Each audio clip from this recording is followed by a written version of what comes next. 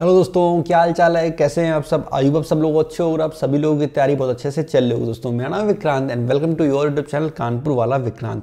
भाई, ये हमारा पहला वीडियो है पढ़ाने को लेकर। तो आज की वीडियो में हम आपसे बात करेंगे ज्योमेट्री की। तो ज्योमेट्री में बहुत सारे थ्योरम्स है, बहुत सारे फॉर्मूले हैं और आपका एग्जाम बिल्कुल बगल में है। तो इस वीडियो में हमने ज्योमेट्री में जितनी भी, चाहे वो लाइन एंगल की हो, ट्रायंगल की हो, सर्कल की हो, क्वाड्रिलेटरल की हो, जितनी भी थ्योरम्स है, सारी थ्योरम एक ही बार आपको रिवाइज करवा दी है। तो अगर आप ये वीडियो पूरा एंड तक देखो तो जितने भी ज्योमेट्री के फॉर्मुलाज है जो आपके एग्जाम में पूछे जा सकते हैं, आपका अच्छे से रिवीजन हो जाएगा। और यकीन मानिए, इस पूरी वीडियो में कुछ भी इररिलेवेंट नहीं है। जितना भी प्रीवियस ईयर में आया हुआ है वो सारा ही हमने इसमें ले लिया है। तो एक एक चीज इंपॉर्टेंट है, कुछ भी स्किप मत करना। ये मत सोचना कि तो हमने ऐसा पढ़ा ही नहीं था थ्योरम पहले, ये इंपॉर्टेंट नहीं। जितनी भी थ्योरम बताइए सारी की सारी इंपॉर्टेंट है और उसका अच्छे से रिवीजन करना। इसके अलावा इसे वीडियो को आप ये मत करना कि बस मूवी की तरह देख रहे हो, कॉपी पर लेके बैठना और जो भी हम करते जाएं वही सेम चीज नोट करते रहना। उससे दो फायदे होंगे। पहला, आपके ये फॉर्मुला के नोट्स भी बन जाएंगे एक चीज, और आपका रिवीजन भी साथ में होता चलेगा।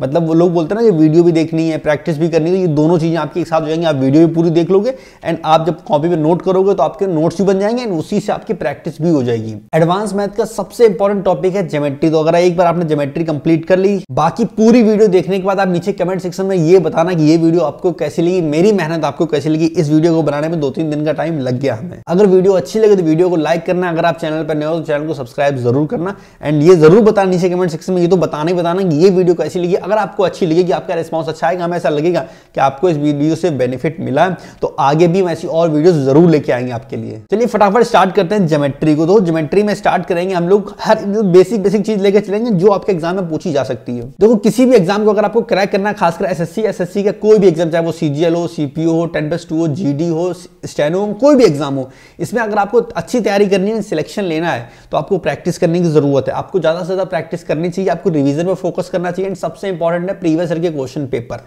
एंड लास्ट में बात करें मॉक टेस्ट। ये सारी चीज अगर आप करते हो तो यकीन मानो आप बाकी लोगों से आगे हो सकते हो और अच्छा स्कोर कर सकते हो। इनमें से अगर आप कोई एक चीज मिस करोगे तो कहीं ना कहीं आपके स्कोर में कमी आएगी। सबसे ज्यादा इंपॉर्टेंट होते हैं प्रीवियस ईयर के क्वेश्चन पेपर। अगर आप सारे प्रीवियस ईयर के पेपर भी लगा लो ना, तब भी यकीन मानो आप बहुत अच्छा स्कोर कर सकते हो, क्योंकि प्रीवियस ईयर के पेपर ही आपको बताता है कि पहले एग्जाम कैसा आया था, उस पेपर में आप कहां पे स्टैंड कर रहे हो। बात करें मॉक टेस्ट की, मॉक टेस्ट आपको प्रैक्टिस करने में बहुत ज्यादा हेल्प करते हैं कि भाई आपको ये पता चलता है कि यार एग्जाम इस लेवल का फ्यूचर में आ सकता है एंड हम कहां पे स्टैंड कर रहे हैं, मेरी गलतियां क्या हैं। मॉक टेस्ट से सबसे बड़े फायदा ये होता है कि आपको अपनी गलतियां पता चलती हैं। तो अगर आपने अभी भी मॉक टेस्ट देना स्टार्ट नहीं किया तो किसी भी एग्जाम की तैयारी करो, मॉक टेस्ट जरूर दो। इंपॉर्टेंट होते हैं मॉक टेस्ट एंड अपनी गलतियों पे काम करो कि आप कहां पे गलत जा रहे हो और आपको क्या सही करने की जरूरत है। बाकी मॉक टेस्ट आप लोग टेक्स्ट बुक कर दे सकते हो, काफी सही मॉक टेस्ट होते हैं। अच्छी बात ये होती है कि इसमें आपको प्रीवियस ईयर के क्वेश्चन पेपर मिल जाते हैं, तो आपको अलग से प्रीवियस ईयर लेने की जरूरत नहीं है। उन्हीं प्रीवियस ईयर को मॉक टेस्ट के रूप में दे सकते हो और हम चेक कर सकते हो कि आपका स्कोर कहां पे आया है, आप कहां पे स्टैंड कर रहे हो। प्रेजेंट टाइम में टेक्स्ट बुक की बहुत बड़ी सेल चली, जहां इनका एक साल का पास जो कि 300 रुपए का, उस पर भी अगर आप मेरा कूपन कोड KV10 यूज करोगे तो वो मिलेगा आपको 270 रुपए का। इसके अलावा अच्छी बात यह है कि वो सिर्फ एक साल का नहीं है, इस समय ऑफर बढ़ा है, तो वो आपको 12 महीने की जगह 18 महीने का पास दे रहे हैं। तो जिसे मॉक टेस्ट परचेस करने हो, बहुत सही टाइम है, प्रेजेंट टाइम में आप मॉक टेस्ट परचेस कर लो, क्योंकि 1 तारीख से टेक्स्ट बुक के मॉक टेस्ट का प्राइस बढ़ने वाला है। तो अगर किसी को परचेस करना है तो हाल ही में कर लो, बहुत सही ऑफर चल रहा है। बाकी परचेस करना हो तो लिंक हमने नीचे डिस्क्रिप्शन में दे रखा है, जाके चेक कर सकते हो। चलिए शुरुआत करते हैं ज्योमेट्री की। हम सबसे पहले बात करेंगे एंगल की। देखो, हम जो बेसिक बातें आपको रफली बता देंगे, ज्यादा टाइम वेस्ट नहीं करेंगे, क्योंकि आपका रिवीजन होगी। ये मान के चलेंगे कि आपने एक बार ज्योमेट्री पढ़ी होगी ना, आपको बेसिक चीजों का नॉलेज है, लेकिन फिर भी जो इंपॉर्टेंट चीज होंगी आपको बताते हुए चलेंगे। बात करते हैं एंगल की। आपको 3 बेसिक एंगल तो पता ही होंगे कि एक हमारा होता है एक्यूट एंगल, ठीक, एक होता है हमारा राइट एंगल ट्रायंगल वाला राइट एंगल, और एक होता है ऑब्स्ट्यूस एंगल। तो ये चीजें तो आपको बेसिक बातें पता ही होंगी। तो ये हमारा एक्यूट है, ये हमारा 90 डिग्री राइट एंगल ट्रायंगल, और ये ऑब्स्ट्यूस है, ये 90 से ज्यादा होता है। ये तो बेसिक एंगल, ये तो सबको पता होता है, लेकिन एसएससी इनसे सवाल नहीं पूछता। सवाल कहां से पूछता है वो सुनो। एक होता है कॉम्प्लीमेंट्री एंगल। देखो, कॉम्प्लीमेंट्री एंगल क्या होता है? अगर 2 एंगल है हमारे पास और उनका सम 90 हो रहा है, जैसे ये एक्स एंगल है, ये वाई एंगल है, अगर एक्स प्लस वाई ये 90 के बराबर है तो ये हमारे क्या होंगे? कॉम्प्लीमेंट्री एंगल होंगे। एग्जाम में कॉम्प्लीमेंट्री एंगल से सवाल पूछे जाते हैं, तो नोट कर लो, हिंदी में से बोलते हैं संपूरक कोण, संपूरक कोण। इसके बाद आता है सप्लीमेंट्री। ये नाम हम सिर्फ इसीलिए लिख रहे हैं क्योंकि एग्जाम में ये नाम लिख के आएंगे, आप कंफ्यूज मत होना कि संपूरक क्या होता है, पूरक क्या होता है। सप्लीमेंट्री होता है पूरक, ठीक है। तो कॉम्प्लीमेंट्री, सप्लीमेंट्री याद रखना। सप्लीमेंट्री एंगल क्या होता है? अगर सप्लीमेंट्री की बात करें तो एक स्ट्रेट लाइन है एंड ये एक्स और ये वाई, अगर इनका सम 180 हो जाए तो ये हमारा हो जाएगा supplementary angle. Complementary angle, supplementary, इसमें कंफ्यूज बहुत होते हैं लोग कि 90 सम होगा 180 होगा, बाकी बिल्कुल बेसिक सा सवाल इनका बनता है, इजीली आप कर सकते हो। इसके अलावा और भी एंगल होते हैं, जैसे मान लो हम दो लाइनें अगर ड्रॉ कर दें, मान लो ये दो लाइनें हमने ड्रॉ कर दी, ठीक, तो सामने सामने के एंगल हमेशा इक्वल होते हैं। इसे हिंदी में बोलते हैं शीर्षाभिमुख कोण और इंग्लिश में बोलते हैं वर्टिकली अपोजिट एंगल। इसके अलावा अगर दो पैरेलल लाइंस हमारे पास हैं ये, ठीक, और एक साइड से लाइन से कट कर रही है, तो यहाँ पर भी काफी सारे एंगल बराबर होते हैं। जैसे अगर नाम देते हैं इसे बोलते हैं 1, इसे बोलते हैं 2, इसे बोलते हैं 3, ये 4, ये 5, ये 6, ये 7 और ये 8, ठीक। तो यहाँ पे एंगल 1 किसके बराबर होगा, ये वाला एंगल बराबर होगा इसके, तो 1 बराबर 2 के, अंदर वाले दोनों ये बराबर होंगे, तो एंगल 4 बराबर एंगल 3 के। इन्हें बोलते हैं संगत कोण, करस्पॉन्डिंग एंगल। इसके अलावा दो अगर पैरेलल लाइंस हमारे पास हैं और एक लाइन इसे कट करती है, ठीक, तो यहाँ भी काफी सारे एंगल बराबर होते हैं। जैसे अगर इस एंगल की बात करें, ये एंगल 1 ये इसके बराबर होगा, तो एंगल 1 बराबर एंगल 3, इसे बोलते हैं एकांतर कोण या फिर अल्टरनेट एंगल, ठीक। सेम अगर बात करें ये वाला एंगल, ये 2 है, तो ये इसके किसके बराबर होगा, 4 के। ये इनसाइड थे, अगर आउटसाइड है, सपोज करो एक एंगल ये है 5, तो ये इस तरफ वाले साइड है, मतलब देखो जो क्रॉस में होते हैं वॉल एंगल बराबर होते हैं। अगर ये 7 है तो ये 8 है, तो आपको समझ में आ गया होगा कौन से एकांतर कोण होते हैं, कौन से करस्पॉन्डिंग एंगल होते हैं, सारी चीज क्लियर। दो पैरेलल लाइंस दे रखी हैं, तो जो अंदर के एंगल होते हैं जैसे ये और ये दो, तो ये एंगल 1 प्लस एंगल 2, इनका सम हमेशा क्या होता है 180। तो दो समांतर रेखाएं, उनके बीच में अगर लाइन कट कर रही है, तो जो उन समांतर रेखाओं के बीच में जो एंगल होते हैं हमेशा उनका सम 180 होता है। ये 1 2 का 180 होगा। सेम अगर 3 और 4 हैं तो इनका सम भी क्या होगा। एक और कंसेप्ट बताते हैं आपको लाइन एंड एंगल का।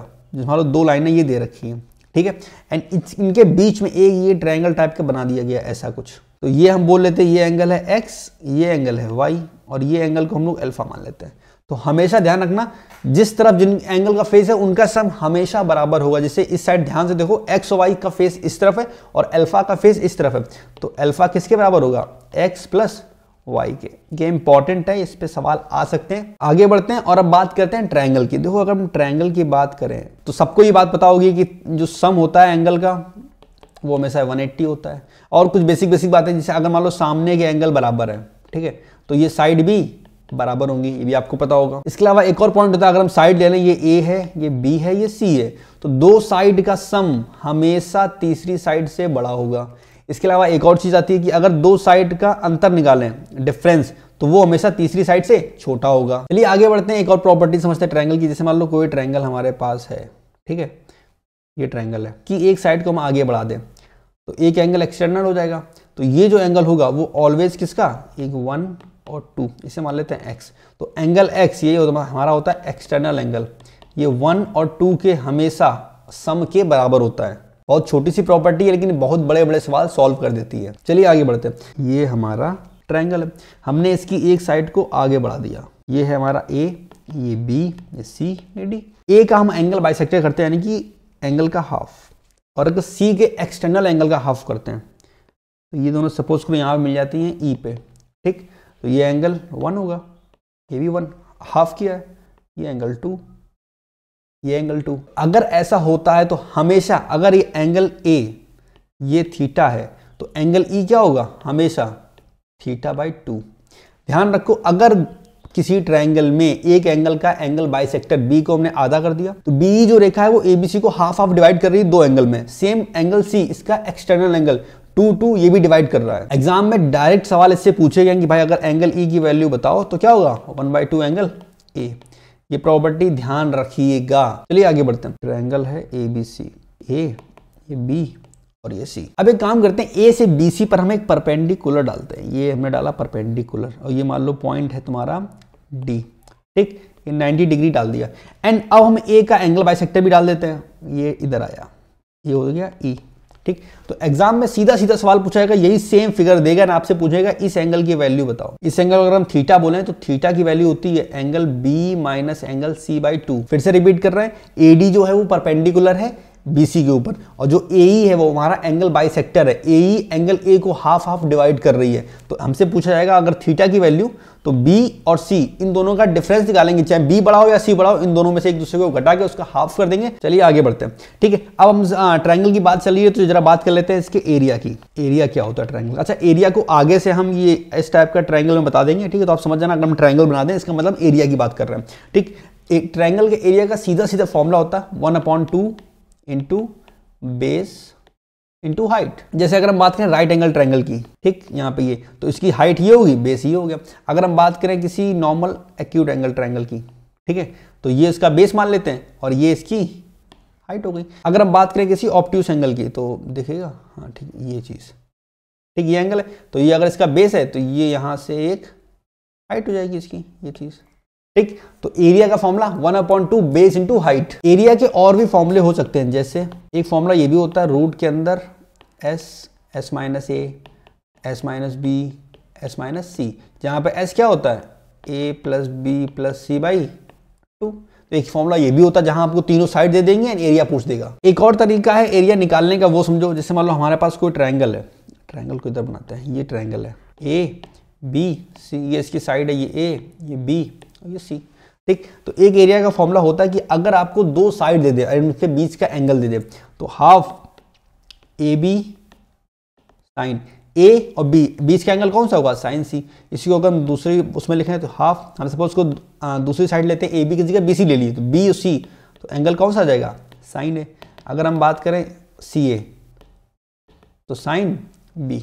तो अगर आपको दो साइड दे रखी हो, बीच का एंगल दे रखा हो, तो आप यहाँ पर एरिया के लिए ये फॉर्मूला लाएंगे हाफ ए बी साइन सी। अब हम बात करते हैं, एक ट्रायंगल हमारे पास है, ये ए बी सी, यहाँ से एक एंगल बाइसेक्टर निकलता है, ये थीटा और ये थीटा, ये साइड है ए, ये साइड है बी, और ये जो कट किया, हमें पता नहीं किस रेशियो में कट किया, लेकिन अगर ये एंगल बाइसेक्ट करता है, हम सपोज को इसे नाम देते हैं डी, ए डी, तो यहाँ से एक रेशियो बनता है कि अगर ए अपॉन बी ये किसके बराबर होगा, एक्स अपॉन वाई के, कि मतलब जो साइड का रेशियो होगा वही सामने वाली साइड जहाँ पे कट किया डी ने उनका रेशियो भी होगा। या फिर इसे ये भी लिख सकते हैं हम लोग, ए अपॉन एक्स बराबर बी अपॉन वाई। इसे बोलते हैं एंगल बाइसेक्टर थ्योरम। खैर नाम जान के आपको करना क्या है, आपको समझ में आ गया इसका मतलब क्या है, ये कैसे काम करती है। चलिए आगे बढ़ते हैं। इसी चीज में एक चीज और आपको बताते हैं, जैसे सेम ट्रायंगल लेते हैं फिर से, A B C, angle bisector D, ये एंगल थीटा, ये एंगल थीटा, ये साइड ए थी, ये बी थी, ये एक्स है, ये वाई है। अगर यहाँ आपसे ए डी की वैल्यू पूछ दे कि भाई बताओ ए डी क्या होगा,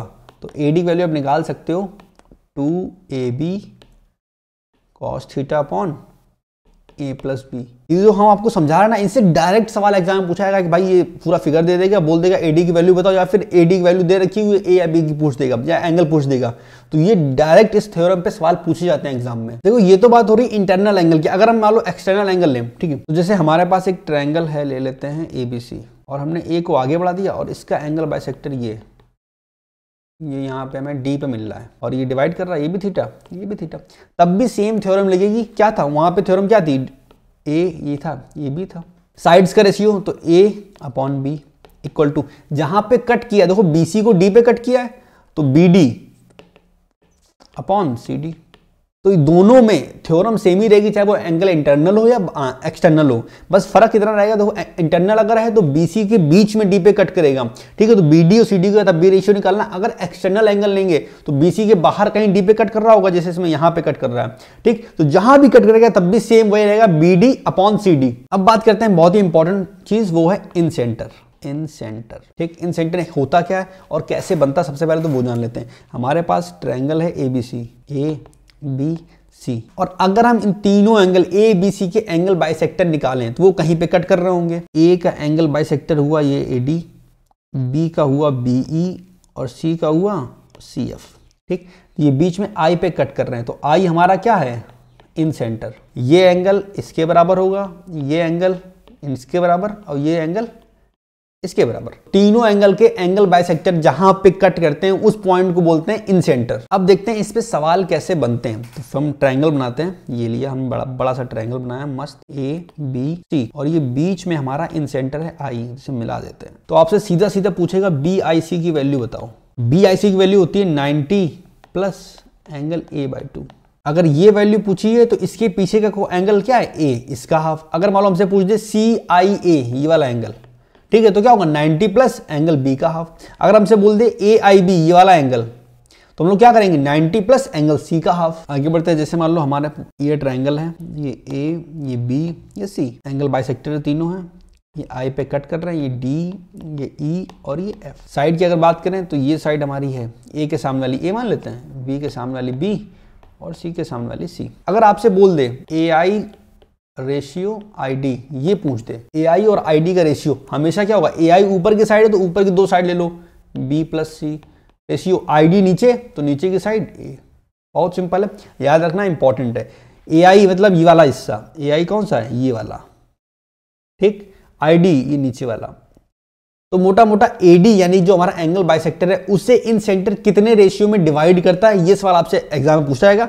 तो सीधी सी बात है, AI और ID का अनुपात आप क्या बताओगे, B + C, ये हमारा ऊपर का हो गया और नीचे का A। अगर बोल दे CF को इन सेंटर किस रेशियो में डिवाइड करेगा, CF को, ठीक है, तो वहां पे हमारा आंसर क्या होगा, A + B रेशियो C। इसे आप लोग नोट करते हुए चलना वरना भूल जाओगे। अब भाई उतनी से इन सेंटर की बात कर रहे हैं, भाई अगर इन सेंटर होगा तो उसका कुछ सर्कल भी तो होगा। जैसे अगर I हमारा इन सेंटर है तो एक सर्कल भी तो ड्रॉ हो रहा होगा। I हमारा इन सेंटर है, एक सर्कल है, अगर ये सर्कल है तो इसकी रेडियस भी होगी R, इधर भी R, इधर भी R।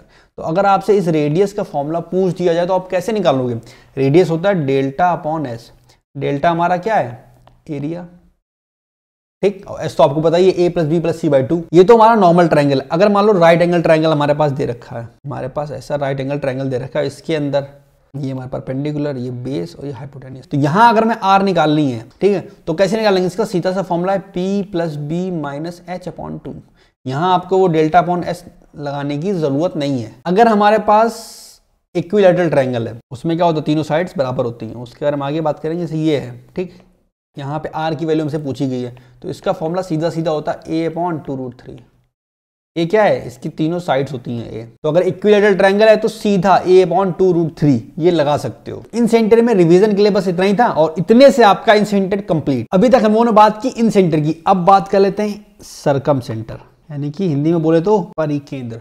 सरकम सेंटर क्या होता है, तो अगर हमारे पास कोई ट्रायंगल है और उस ट्रायंगल के तीनों एंगल से होता हुआ एक सर्कल जा रहा है तो उसे क्या बोलेंगे, सरकम सेंटर। हमारा पॉइंट O ये क्या हुआ, सरकम सेंटर। अच्छा ये बनता कैसे, इसकी बात करें, ये ट्रायंगल है, इसकी तीनों साइड का परपेंडिकुलर बाइसेक्टर, इसका ये और इसका ये, तो ये तीनों साइड्स का परपेंडिकुलर बाइसेक्टर जहां पे मिलता है उस पॉइंट को बोलते हैं सरकम सेंटर। इसे हम O से डिनोट करते हैं। सरकम सेंटर में कुछ बेसिक सवाल बनते हैं। सबसे पहला बनता है इसकी पोजीशन का। सरकम सेंटर में एक सवाल आता है पोजीशन का कि इसका जो सेंटर होगा वो कहां पे होगा। देखो इन सेंटर में हमेशा क्या होता है कि ट्रायंगल के अंदर ही उसका सेंटर होगा, क्योंकि ट्रायंगल के अंदर ही सर्कल बन रहा है हमारा।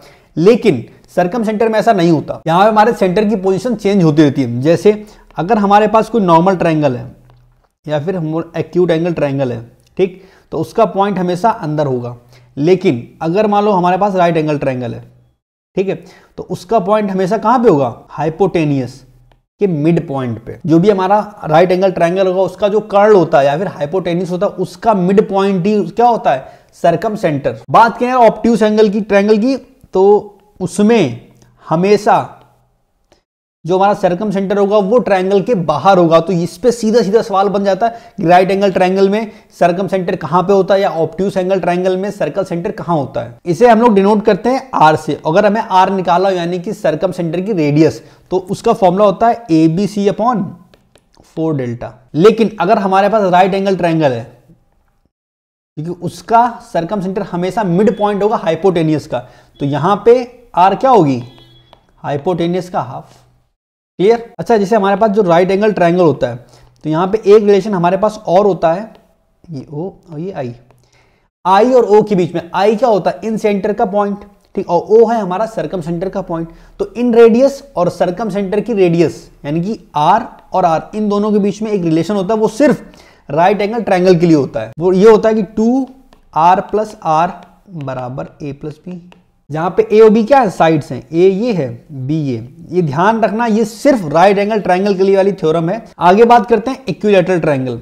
अगर हमारे पास कोई इक्विलैटरल ट्रायंगल है, वहां पे हमें रेडियस निकालनी है, तो कैसे निकालेंगे, तो यहाँ पे R का फॉर्मूला होता है A/√3। याद करो हमने स्मॉल r का फॉर्मूला बताया था A/2√3, याद है। तो यहां से एक रिलेशन निकल सकता है कि R हमेशा 2R होती है। ये सिर्फ इक्विलैटरल ट्रायंगल में है, हमेशा नहीं, सिर्फ इक्विलैटरल समबाहु त्रिभुज में। इसके अलावा आपसे एक सवाल और पूछ सकता है, हिंदी में लिखते हैं, परिकेंद्र व अंतराकेंद्र के बीच की दूरी, distance between circumcentre and incentre. तो हमेशा रूट के अंदर R² - 2RR, नोट कर लो, बहुत इंपॉर्टेंट है। एक आखिरी पॉइंट, अगर मान लो ये ट्रायंगल है, ठीक है, ए बी सी और ये इसका पॉइंट है, अगर हमें दिया जाए कि ओ हमारा सर्कम सेंटर है और एबीसी एक ट्रायंगल है और हमसे ये एंगल पूछा जाए थीटा, ठीक, कि भाई थीटा की वैल्यू बताओ, एंगल बीओसी की वैल्यू बताओ, तो ये 2 टाइम्स होती है एंगल ए के, ध्यान रखो। सेम अगर हमसे पूछे ये वाली वैल्यू, अल्फा मान लेते हैं इसे, अल्फा की वैल्यू एओसी, इसकी अगर बात करें तो हमेशा किसके बराबर होगी, 2 टाइम्स ऑफ एंगल बीटा। अगर ये एंगल तीसरा फाई ले लेते हैं इसे, कि एओबी, फाई की वैल्यू हमसे पूछी जाए, इधर लिख देते हैं फाई की वैल्यू हमसे अगर पूछी जाए तो क्या होगा, 2 टाइम्स एंगल सी। इस पर भी एक दो सवाल एसएससी पूछता है, तो यही था हमारा सर्कम सेंटर। अब आगे बढ़ते हैं, अगला हमारा आता है सेंट्रॉइड, हिंदी में बोले तो केंद्रक। सबसे पहले सेंट्रॉइड को समझने से पहले हम जान लेते हैं मीडियन क्या होती है। अगर एक ट्रायंगल है, ए से डी पे एक लाइन खींची गई जो बीडी और डीसी को इक्वली काट रही है, बीडी बराबर डीसी और एडी हमेशा क्या होगी, हमारी मीडियन, हिंदी में बोले तो माध्यिका। आगे एक बहुत इंपॉर्टेंट थ्योरम आती है, सेम ट्रायंगल फिर से बनाते हैं, ये ए, ये बी, ये सी, ये डी, ये दोनों इक्वल है, ठीक, और ये एडी हमारी माध्यिका है। तो एक थ्योरम आती है कि A B square plus A C square बराबर 2 times of A D square plus B D square. बहुत इंपॉर्टेंट थ्योरम है और इससे डायरेक्ट सवाल पूछे जाएंगे। यहाँ पे आपको वैल्यू रख के आंसर निकालना है। यहाँ से अगर आपको एडी की वैल्यू निकालनी है, एडी की वैल्यू हम मान लेते हैं निकालनी है, तो वो क्या होगी, 1/2 रूट के अंदर 2ab square plus 2ac square minus bc square. लोगों को इस थ्योरम के बारे में पता ही नहीं होता, मतलब इंपॉर्टेंट थ्योरम है, बहुत फेमस है, सब इसे बारे में जानते हैं, लेकिन भूल जाते हैं क्योंकि थोड़ी सी कंफ्यूजिंग होती है और इससे सवाल आते हैं। तो ये तो हमने आपको समझा दिया भाई कि मीडियन क्या होता है, मीडियन से रिलेटेड जो अपोलोनियस की थ्योरम थी वो बता दी। अब मीडियन का ही जो पॉइंट होता है उसी से बनता है हमारा सेंट्रॉइड। अगर ABC एक ट्रायंगल है, हमने एक मीडियन ये डाल दी, एक ये खींच दी एंड एक ये खींच दी, तो ये जो पॉइंट हुआ यही हमारा सेंट्रॉइड है। इसे हम लोग G से डिनोट करते हैं। अगर हम A B C D E F, G हमारा क्या हो गया, सेंट्रॉइड। तो सबसे इंपॉर्टेंट चीज जो यहां से निकलती है वो ये कि ये हमेशा जो पॉइंट होता है माध्यिका को 2:1 के रेशियो में डिवाइड करता है। तो AG अनुपात GD बराबर BG अनुपात GE बराबर CG अनुपात GF बराबर 2:1। क्लियर। एक पॉइंट ये निकल के आता है कि AB प्लस AC, AB मतलब ये वाला और AC मतलब ये वाला, इनका सम इनके बीच में बड़ी माध्यिका की डबल से बड़ा होता है, 2 टाइम्स ऑफ AD। ये क्लियर हुआ। सेम अगर हम तीनों साइड की लेके चले तो हमने पहले AB और AC को लिया, अब हम लेते हैं AB और BC को, ये भी बड़ा होगा किसके, 2 टाइम्स इनके बीच की मीडियन से, यानी कि 2 टाइम्स ऑफ BE। अब ले लेते हैं भाई BC प्लस AC, इनके बीच में जो मीडियन है कौन सी, CF। ठीक, अगर हम इसका सम निकालें तो इधर टाइम 2 टाइम्स आ जाएगा, इधर भी 2 कट गया, तो क्या निकलेगा, AB plus BC plus AC is greater than AD plus BE plus CF।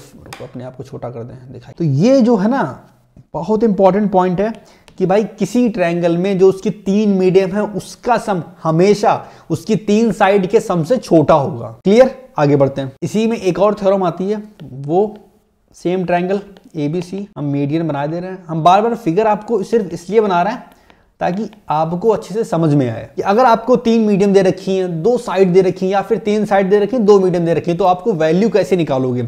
ठीक, तो यहाँ एक फॉर्मूला होता है 3AB square plus BC square plus CA square equal to 4AD square plus BE square plus CF का square. ये important है। तो साइड और मीडियन की वैल्यू आपको दे रखी होगी, कोई एक चीज नहीं दे रखी होगी वो इससे निकाल सकते हो। ये तो हो गए नॉर्मल ट्रायंगल की बात करते हैं राइट एंगल ट्रायंगल की। तो अगर हमारे पास राइट एंगल ट्रायंगल दे रखा है, ये हमारा राइट एंगल ट्रायंगल है, ठीक है, ये A, ये B, ये C।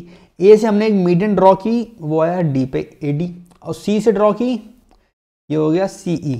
तो यहां से भी कुछ थ्योरम बनती है, वो को बताते हैं।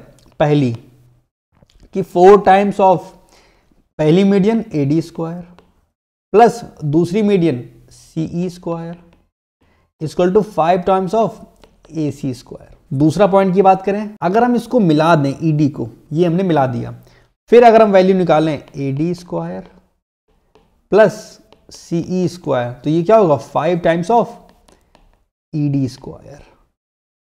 एक और यहाँ से पॉइंट निकलता है, वो ये कि AD स्क्वायर दिख रहा है ना, हाँ ठीक है, प्लस CE स्क्वायर, इसकी वैल्यू बराबर किसकी होती है, AC square plus ED square. ये भी इंपॉर्टेंट है। तो राइट एंगल ट्रायंगल में अगर दो मीडियन एक दूसरे को कट करती हैं तो भाई ये तीन फॉर्मूले वहां से बनते हैं। अगर किसी नॉर्मल ट्रायंगल में, एक नॉर्मल ट्रायंगल दे रखा है, ठीक है, उसमें दो मीडियन एक दूसरे को 90 पे कट करती हैं, ये A, ये B, ये C, इसे दे देते हैं D और इसे E, ठीक। अगर दो मीडियन 90 पे कट करती हैं तो एक थ्योरम बनती है, वो ये AB स्क्वायर प्लस AB मतलब ये वाला हिस्सा, ठीक है, प्लस AC स्क्वायर ये वाला हिस्सा बराबर 5 times of BC square. BC मतलब ये वाला, ठीक, clear. AB square plus AC square बराबर 5 टाइम्स ऑफ BC स्क्वायर। आगे बात करते हैं मीडियन की। अगर कोई मीडियन है, अगर ये मीडियन डाली गई है D, तो हमने आपको बताया कि मीडियन सामने वाली साइड को बराबर बराबर कट करती है, क्योंकि इस ट्रायंगल में सामने की साइड बराबर एंड पॉइंट हमारा शीर्ष एक ही है, तो वहां से हाइट भी बराबर होगी, इसीलिए इसका एरिया भी बराबर बराबर। तो अगर इसका एरिया 1 तो इस साइड का एरिया भी 1, तो हम ये बोल सकते हैं कि एक ट्रायंगल में अगर कोई मीडियन खींची जाती है तो वो हमेशा ट्रायंगल को दो बराबर बराबर इक्वल एरियाज में डिवाइड करती है। इसी तरह जो हमारा सेंट्रॉइड होता है, अगर हम सेंट्रॉइड की बात करें ये बीच में, ठीक है, तो अगर हम पॉइंट से मिला दें सेंट्रॉइड को तो वो ट्रायंगल को तीन बराबर बराबर एरियाज में डिवाइड करता है। तो अगर इसका एरिया 1, इसका 1, तो इसका भी 1। सेम अगर हम मीडियन सारी मिला दें, ठीक है, तो जितने भी पॉइंट हैं, ये एक, ये एक, ये एक, ये एक, ये एक और ये एक, ये सभी एरियाज बराबर होंगे। अगर ये चीज हमारी क्या मीडियन है तो, क्लियर, तो मीडियन बराबर बराबर एरियाज में डिवाइड करती है। देखो अगर हमारे पास एक ट्रायंगल है ये ABC, यहां पे एक ने लाइन ड्रॉ कर दी E और F, ठीक, E हमारा AB का मिड पॉइंट है और F हमारा AC का मिड पॉइंट है और इसका सेंट्रॉइड है हमारा ये G। तो अगर हम इसको मिला दें G और E को, और इस एरिया का, इसका एरिया पूछा जाए हमसे GEF का, तो ध्यान रखना ये हमेशा 1/12 ट्रायंगल ABC, तो जो पूरा ट्रायंगल होगा उसका 1/12 होता है ये GEF, क्लियर।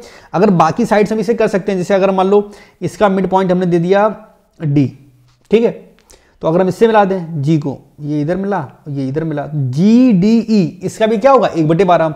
सेम अगर हम इस साइड मिला दें GFD, इसका एरिया क्या होगा 1/12 ट्रायंगल ABC। एक और चीज आती है, सेम हमारे पास ट्रायंगल है, ठीक है, ये A, ये B, ये C, सेम फिर से ये मिड पॉइंट है E और F, और यहाँ पे बीच में कहीं G में हमारा क्या है सेंट्रॉइड, और हमने इस लाइन को उससे खींच दिया, ये नीचे D पे काट रही है, ठीक। तो आप लोगों को पता है कि भाई यहाँ पे O पे काट रही है, तो आप लोगों की बात तो पता ही है कि अगर AG और GD का रेशियो पूछा जाए तो वो तो हमने पहले बता दिया 2:1 होता है। लेकिन अगर आपसे पूछे AO और OG, AO रेशियो OG ये पूछा जाए तो ये होगा 3:1। O वाला पॉइंट है कि दो मिड पॉइंट थे E और F, उन दोनों को मिलाया तो वो जो लाइन मीडियन को काट रही है AD को, तो वो पॉइंट है O। आगे चलते हैं, कोई ट्रायंगल दे रखा है, उसकी मीडियन दे रखी, मीडियन की लंबाई दे दी 3, 4 और 5, बोल दिया एक ट्रायंगल है, इसकी मीडियन दे रखी है ये, ठीक, 3, 4, 5, तो इस ट्रायंगल का एरिया बताओ। एरिया होगा 4/3 इंटू मीडियन के द्वारा जो ट्रायंगल बनेगा उसका एरिया, यानी कि 3, 4, 5 द्वारा बना ट्रायंगल का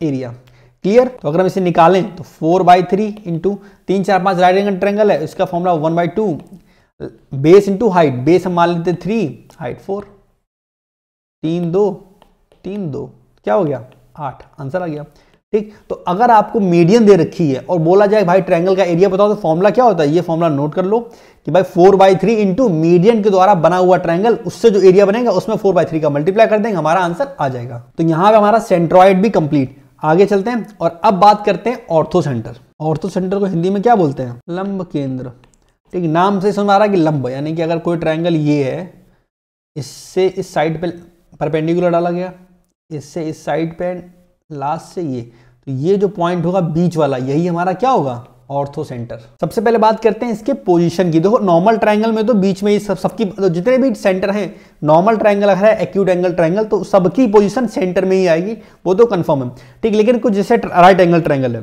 राइट एंगल ट्रायंगल है। अगर यहाँ हम आपसे पूछें इसकी पोजीशन बताओ ऑर्थो सेंटर की, पहली साइड ये और दूसरी ये, तो दो ये 90 पे कट तो कर ही रही ऑलरेडी, तीसरी पे अगर इससे लंब डालें तो तीनों पॉइंट कहाँ मिल रहे हैं ये। तो राइट एंगल ट्रायंगल में ऑर्थो सेंटर हमेशा वो पॉइंट होता है जहां पे 90 डिग्री का एंगल बन रहा है। इस पे सवाल, सीधा सवाल पूछा जाएगा कि भाई बताओ राइट एंगल ट्रायंगल में ऑर्थो सेंटर कहां पर होगा। सेम बात करें ऑब्ट्यूस एंगल में, तो अगर ये ट्रायंगल है ये, तो हमेशा यहां कहीं पीछे इसने इस पे लंब डाला, ये इस पे डालेगी और ये इस पे डालेगी, तो ये तीनों यहां कहीं मिल रहे होंगे और ये हमारा एच पॉइंट ये क्या होगा, ऑर्थो सेंटर। इस पे भी सवाल आएगा कि बताओ भाई ऑब्ट्यूस एंगल में ऑर्थो सेंटर कहां पे होता है, तो आपको बोलना है कि पीछे की तरफ बाहर कहीं होता है। अब अगर किसी ट्रायंगल में हमें ऑर्थो सेंटर दे रखा है और फिर कोई एंगल पूछा जाए तो कैसे निकालेंगे। तो सपोज करो ये हमारा ट्रायंगल है, ये ए, ये बी, ये सी, ये बीच में हमारा सेंटर है एच, तो इसे मिला देते हैं ए एच, बी एच और सी एच। ठीक, अगर आपसे पूछा जाए एंगल बी एच सी की वैल्यू निकालो तो क्या करोगे, 180 माइनस इसके सामने का एंगल है। अगर हमसे ये वाला एंगल पूछा जाए बी एच सी, ये एंगल पूछा गया तो इसके सामने कौन सा एंगल है, ए, तो 180 से उसे माइनस कर देंगे। अगर हमसे मान लो ये वाला एंगल पूछ दे A H B, angle A H B, तो 180 माइनस इसके सामने का एंगल कौन सा है, एंगल सी, सिंपल। अगर हमसे पूछा जाए ये वाला एंगल ए एच सी, तो क्या होगा 180 माइनस इसके सामने का एंगल कौन सा है, B, angle B. Clear, easy था। इसके अलावा इसकी कुछ साइड में भी रिलेशन होता है, वो समझ लेते हैं। ए बी सी हम परपेंडिकुलर ड्रॉ करते हैं, ये डी, ये परपेंडिकुलर है, ये ई और ये एफ। ठीक, तो हमेशा एक रिलेशन होता है कि जो तीनों साइड्स होंगी वो हमेशा परपेंडिकुलर से बड़ी होंगी। A B plus B C plus A C, ये हमेशा किससे बड़ी होंगी, A D plus B E plus C F से। इंपॉर्टेंट है, ध्यान रखिएगा। ये जो पॉइंट है इसे हम नाम दे देते हैं एच। इसके अलावा एक और चीज, जहां पे ये हमारा ऑर्थो सेंटर है एच पॉइंट जहां पे कट कर रहा है, इन सब के मल्टीपल भी इक्वल होते हैं, मतलब A H into H D equal किसके होंगे, B H into H E equal किसके होंगे, C H into H F. ये भी इक्वल होते हैं इनके मल्टीपल जहां पे ऑर्थो सेंटर है। सेम फिर से फिगर बनाएंगे, ये फिगर है हमारा ए बी सी।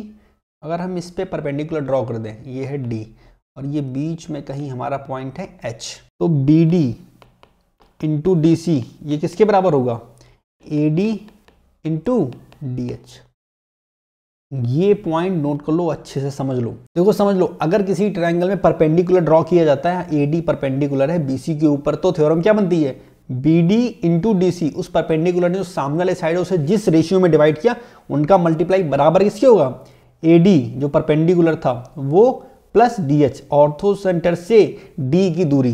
तो ये चीज क्लियर। अब तक हमने आपको 4 पॉइंट सिखा दिए, इन सेंटर, सरकम सेंटर, सेंट्रॉइड और ऑर्थो सेंटर। अब आपको एक रिलेशन दिखा देते हैं ऑर्थो सेंटर में, सेंट्रॉइड में और सरकम सेंटर में। तो अगर ये ट्रायंगल है हमारे पास, ठीक है, तो जो तीनों पॉइंट होते हैं ऑर्थो सेंटर, सेंट्रॉइड और सरकम सेंटर, ठीक, ये तीनों पॉइंट हमेशा एक ही लाइन में होंगे। पहली चीज ध्यान रखना, तीनों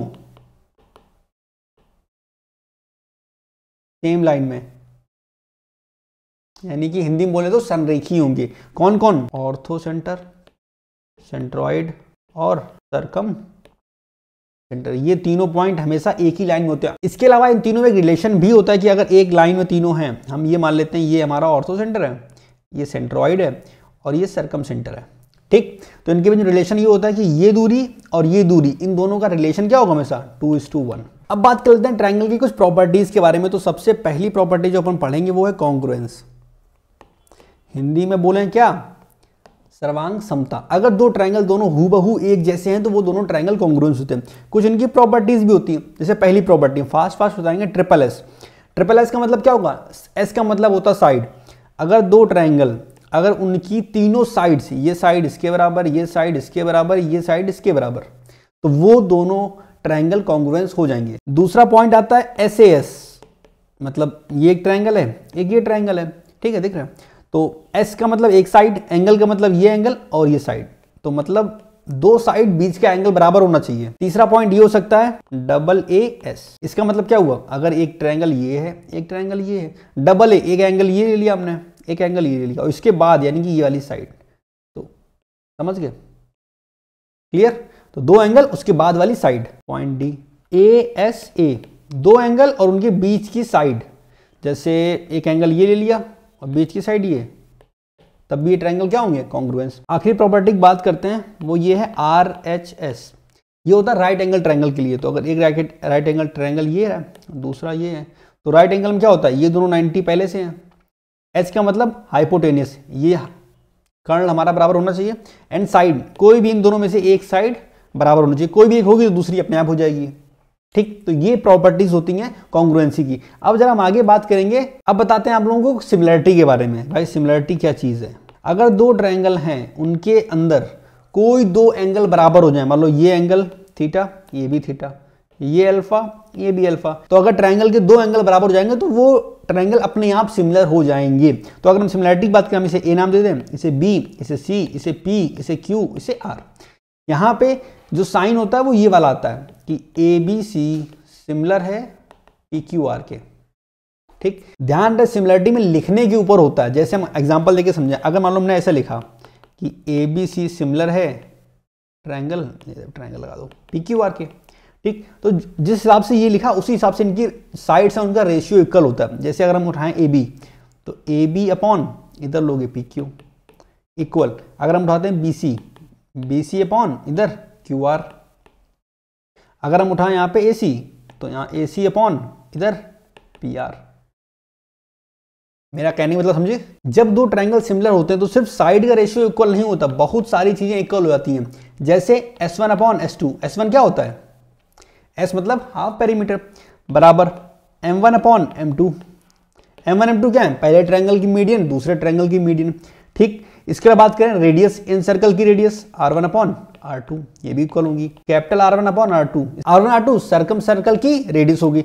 लास्ट में बात करें डेल्टा 1 अपॉन डेल्टा 2, देख नहीं रहा को, तो ये हमारे पहले ट्रायंगल का एरिया, ये दूसरे ट्रायंगल का एरिया। तो इतनी सारी चीजें बराबर हो जाती हैं अगर दो ट्रायंगल सिमिलर होते हैं। और अपने सिलेबस में सबसे ज्यादा अगर यूज है तो सिमिलरिटी का ही है, कॉन्ग्रुएंसी का इतना यूज नहीं, सिमिलरिटी का हर जगह आपको यूज देखने को मिलेगा। आगे बढ़ते हैं, बहुत इंपॉर्टेंट थ्योरम बात करेंगे थेल्स थ्योरम के बारे में कि होती क्या है। तो अगर हमारे पास कोई ट्रायंगल ये है, हमने दे दिया आपको ट्रायंगल ये ए दिख रहा है, हाँ ए बी सी, बीच में बी सी के पैरेलल रेखा में डाल दी लाइन एक डी ई, ये दोनों पैरेलल हैं, यानी कि डी ई पैरेलल है बी सी के। तो अब यहाँ पे काफी सारे पॉइंट मिल जाएंगे हम लोगों को। क्या क्या, पहला पॉइंट, अगर ये डी ई पैरेलल है बी सी के तो इनका रेशियो हमेशा बराबर होगा, यानी कि A D upon B D बराबर ए ई अपॉन ई सी, और ये बराबर होगा किसके, D E upon B C के। तो एक तो ये चीज आपको मिल गई। अगर एक ट्रायंगल में एक बीच में लाइन ड्रॉ की जाती है जो पैरेलल है तो ये चीज एकदम सत्य है, यही हमारी थेल्स की प्रमेय है। अब इसमें और समझते हैं। देखो ये जो हमारा ट्रायंगल है ए डी ई, ये बड़ा वाला जो ट्रायंगल हुआ ए बी सी, यानी कि ट्रायंगल ए डी ई, ये सिमिलर किसके होगा, ट्रायंगल ए बी सी के, ठीक है। सिमिलरिटी लग जाएगी इजिली। तो इससे बहुत सारी चीजें हम लोगों को मिल जाएंगी, जैसे area of A D E, अगर हम इनका रेशियो निकालने की कोशिश करें इन दोनों ट्रायंगल की, ठीक है, जो सिमिलर हैं, तो क्या होगा A D upon A D ऊपर वाली की और पूरे की क्या होगी ए बी, इसका होल स्क्वायर, बराबर हम लोग क्या लिख सकते हैं, और ए ई अपॉन ए सी, इसका हाँ दिख रहा है होल स्क्वायर, बराबर क्या होगा D E upon B C, इसका होल स्क्वायर। ये तब होगा जब डी ई बी सी के पैरेलल होगी। क्लियर। आगे एक और थ्योरम आपको बताते हैं, मिड पॉइंट थ्योरम, इंपॉर्टेंट है ये भी, और ये आई कहीं से नहीं, नाम दे दिया इन लोगों ने मिड पॉइंट, क्योंकि बाकी जो हम लोगों ने अभी इससे पहले थेल्स प्रमेय में पढ़ी है सेम वही थेल्स ही है, उसी में थोड़ा सा चेंज कर दिया और मिड पॉइंट बन गई है सेम पहले के जैसे। ये ट्रायंगल है हमारे पास ए बी सी, ये यहाँ पे डी ई पैरेलल है, ठीक। जो हमने पीछे बताया था कि अगर डी ई इसके पैरेलल है तो ये रेशियो इसके बराबर होगा, वही चीज है। तो अगर मान लो हम ये बोलते हैं यहाँ पे कि डी और ई ये मिड पॉइंट है ए बी और ए सी के, यानी कि ये अगर एक है तो ये भी एक है, ये अगर एक है ये भी एक है, तो मिड पॉइंट थ्योरम के अकॉर्डिंग क्या हो जाएगा, डी ई जो होगा वो 1/2 बी सी हो जाएगा, बस यही है मिड पॉइंट थ्योरम, क्योंकि DE BC का हाफ हो गई, इसीलिए अगर हम इस ट्रायंगल का ADE इसका एरिया निकालें तो क्या होगा, हाफ है तो क्या हो जाएगा, स्क्वायर करोगे 1/4 एरिया ABC। ये चीज क्लियर? आप लोग नोट्स बना रहे होंगे, अच्छी बात है, लेकिन फिर भी हम आपको जिस पे हम ये लिख रहे हैं ना व्हाइट बोर्ड पे, तो ये PDF भी आप लोगों को दे दें, ताकि अगर किसी ने नोट्स नहीं बनाया, टाइम नहीं मिला, तो ये सिर्फ PDF देख के ही कर सकता है। अब आगे चलते हैं, दो इंपॉर्टेंट रूल, साइन रूल और कोसाइन रूल। तो सबसे पहले समझते हैं साइन रूल क्या है। जब हम ज्योमेट्री पढ़ते थे, मतलब जब हम तैयारी कर रहे थे पहले, तो हमें ये साइन और कोसाइन बहुत टफ लगते थे, यार ये बवाल चीजें क्या है ये, लेकिन इंपॉर्टेंट है। साइन रूल कुछ भी नहीं, एकदम सिंपल सा है, सीधा A/sin A बराबर B/sin B बराबर C/sin C बराबर 2R। बस यही है हमारा साइन रूल। और अगर हम समझाएं, ये अगर ट्रायंगल है ABC, तो A हमेशा A के सामने, ये B और ये C, ठीक, और ये एंगल A, ये एंगल B और ये एंगल C। कोसाइन रूल ये भी एकदम सिंपल है, कोई टफ काम नहीं है। कॉस ए, क्योंकि ये कोसाइन रूल है, जाहिर सी बात है कॉस ए की value B² + C² - A² upon 2BC, simple. और अगर हम फिगर बना दें इसका, तो ये हमारा सर्कल, ये ऐसा, ये बीच में पॉइंट होगा O, ये A, ये B, ये C, और ये है हमारी रेडियस R, ठीक है, क्लियर। इसके अलावा ABC क्या होता है, A के सामने की साइड A, B के सामने की B और C के सामने की C, सिंपल, क्लियर। ये था साइन रूल और कोसाइन रूल, इंपॉर्टेंट है दोनों, समझ लो अच्छे से। अब आप लोगों को जरा हम नॉर्मल ट्रायंगल की कुछ बेसिक बातें बता दें। जैसे अगर हमारे पास एक्यूट एंगल ट्रायंगल है, राइट एंगल ट्रायंगल है, और हमारे पास ऑब्ट्यूस एंगल ट्रायंगल है। राइट एंगल ट्रायंगल का सबको पता होता है कि सीन क्या होता है कि AB² + BC² बराबर CA², मतलब दो साइड के स्क्वायर का सम तीसरे साइड के स्क्वायर के बराबर होता है, ये तो सबको पता होगा, बहुत इजी है, ठीक। लेकिन लोग कंफ्यूज हो जाते हैं एक्यूट एंगल ट्रायंगल में और ऑब्ट्यूस एंगल ट्रायंगल में। एक्यूट एंगल ट्रायंगल में हमेशा AB² + BC² is greater than CA², जबकि ऑब्ट्यूस में उल्टा होता है, AB² + BC² is less than CA²। तो ये बेसिक बातें हैं, एग्जाम में कभी कभी सवाल इससे आ जाते हैं।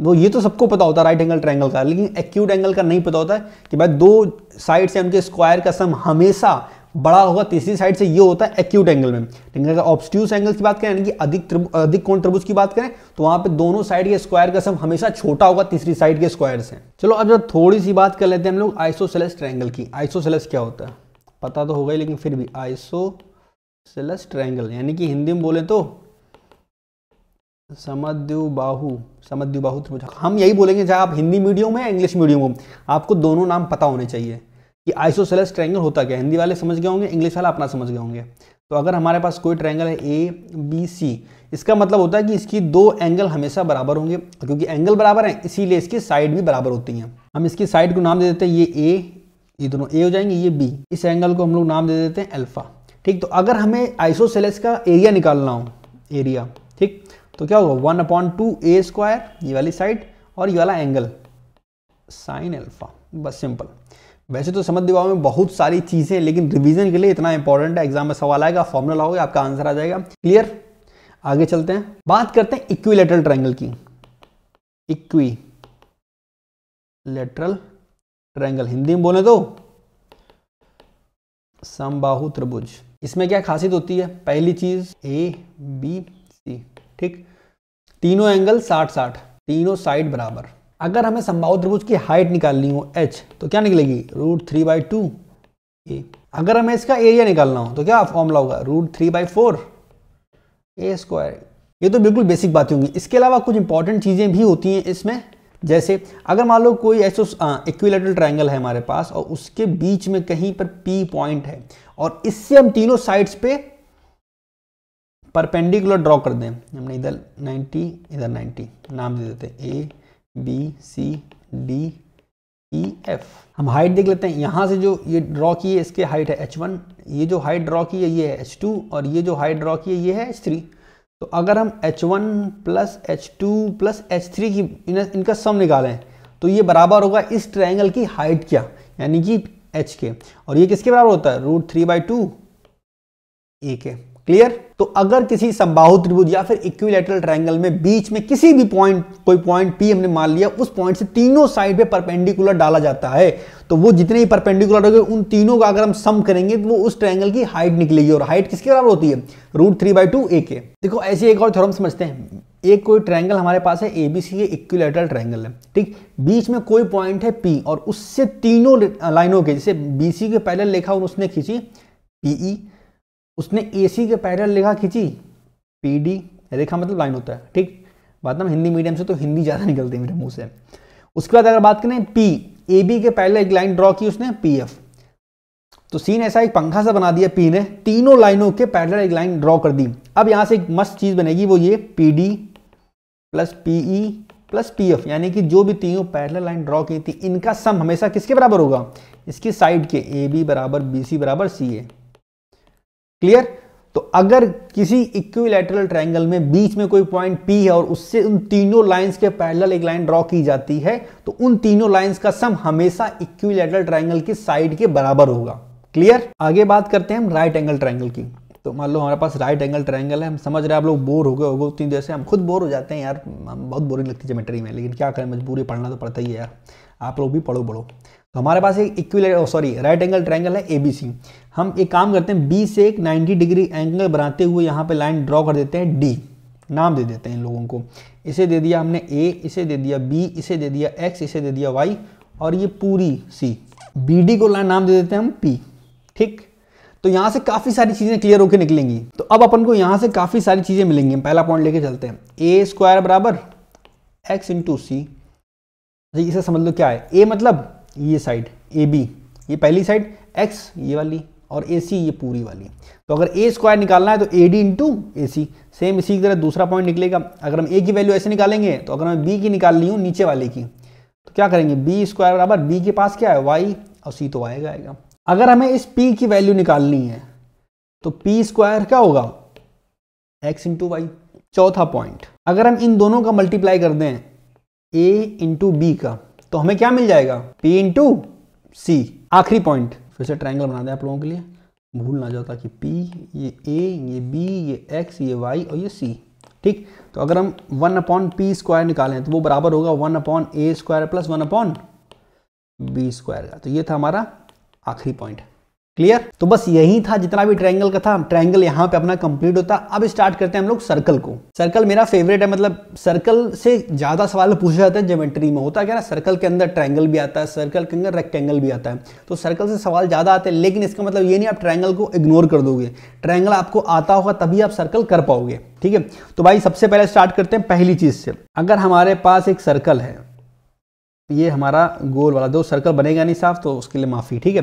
तो ये एक सर्कल है, उसका पॉइंट है O, इस पे दो जीवा यानी कॉर्ड, एक कॉर्ड ये है, इसका नाम है AB, ठीक है, और दूसरी कॉर्ड ये है, इसका नाम दे देते हैं CD। अगर ये दो कॉर्ड बराबर हैं, ठीक, तो ये सेंट्रल पे इक्वल एंगल बनाएंगे। अगर ये थीटा होगा तो ये भी थीटा होगा। अगर ये दोनों साइड इक्वल होंगी तो यानी कि ये AB और CD अगर बराबर हैं तो ये सेंटर पे बराबर का एंगल बनाएंगी। अगर इसका जस्ट उल्टा कर दें हम लोग तो वहां पे ये होगा कि अगर दो कॉर्ड द्वारा सेंटर पे एंगल जो बनाए जा रहे हैं वो इक्वल हैं तो वो कॉर्ड बराबर होंगी। मेरी बात समझ गए। तो अगर एंगल बराबर है तो ऑटोमेटिक कॉर्ड बराबर हो जाएगी, लेकिन अगर कॉर्ड यानी जीवा बराबर दे रखी है तो एंगल बराबर हो जाएगा। बात करते हैं दूसरे पॉइंट की। दूसरा पॉइंट क्या है हमारा, अगर हमारे पास एक सर्कल है ऐसा गोल, इस पर गोल बन गया, वो हमारा सेंटर है। एक कॉर्ड हमारे पास ये है AB, ठीक, और दूसरी कॉर्ड तो साइड में ले लेते हैं CD, ठीक। अगर हम O से परपेंडिकुलर ड्रॉ करें यहाँ पे D और इससे इधर कर दें, इसका नाम है E, ठीक। तो अगर OD बराबर OE, पहला पॉइंट, अगर OD बराबर OE ये दोनों बराबर हुए, इसका मतलब क्या होगा, ये कॉर्ड, देन AB बराबर CD।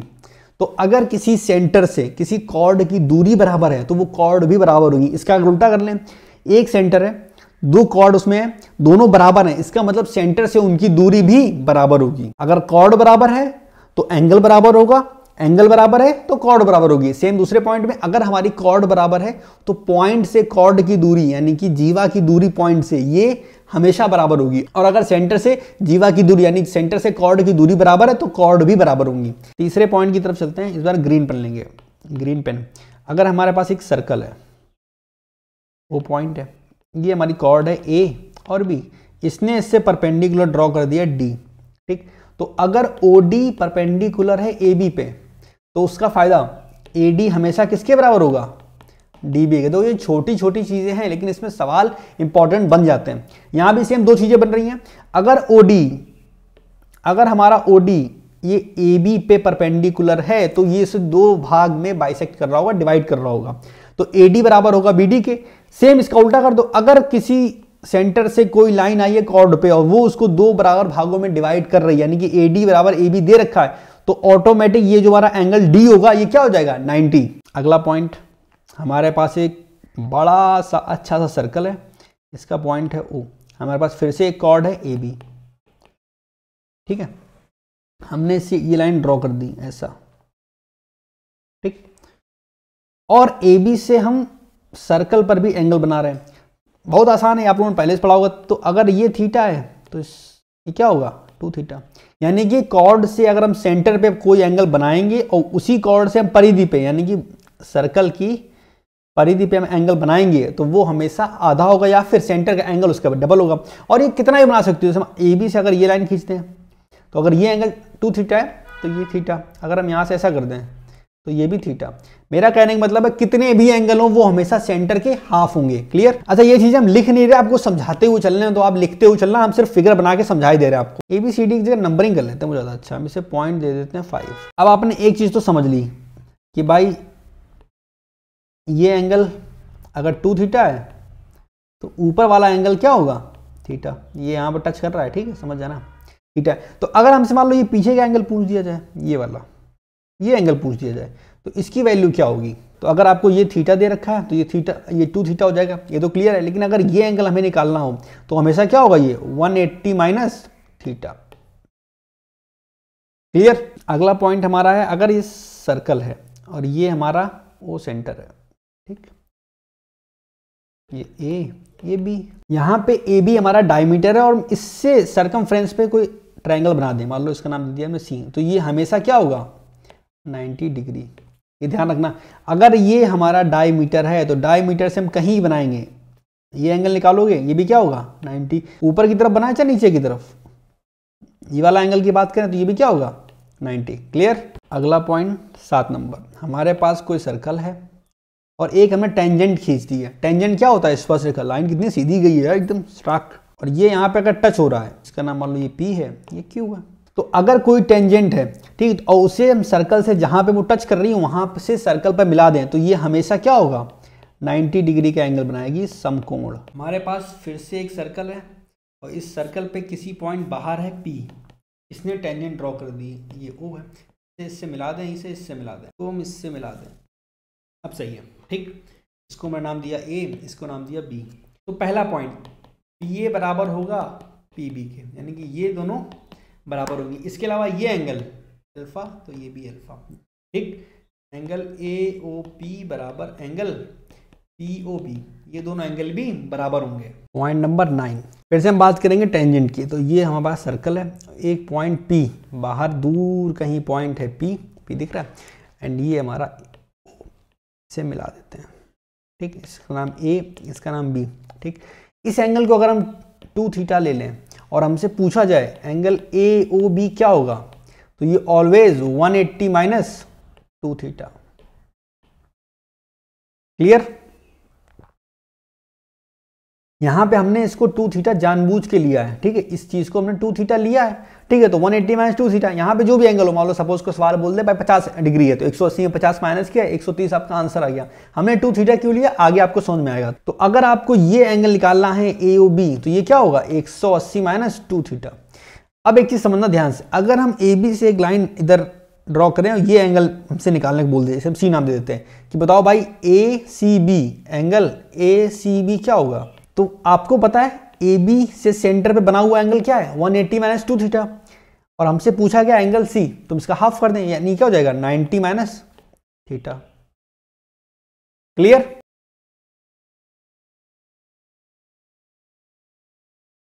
अगला पॉइंट चलते हैं 11 नंबर।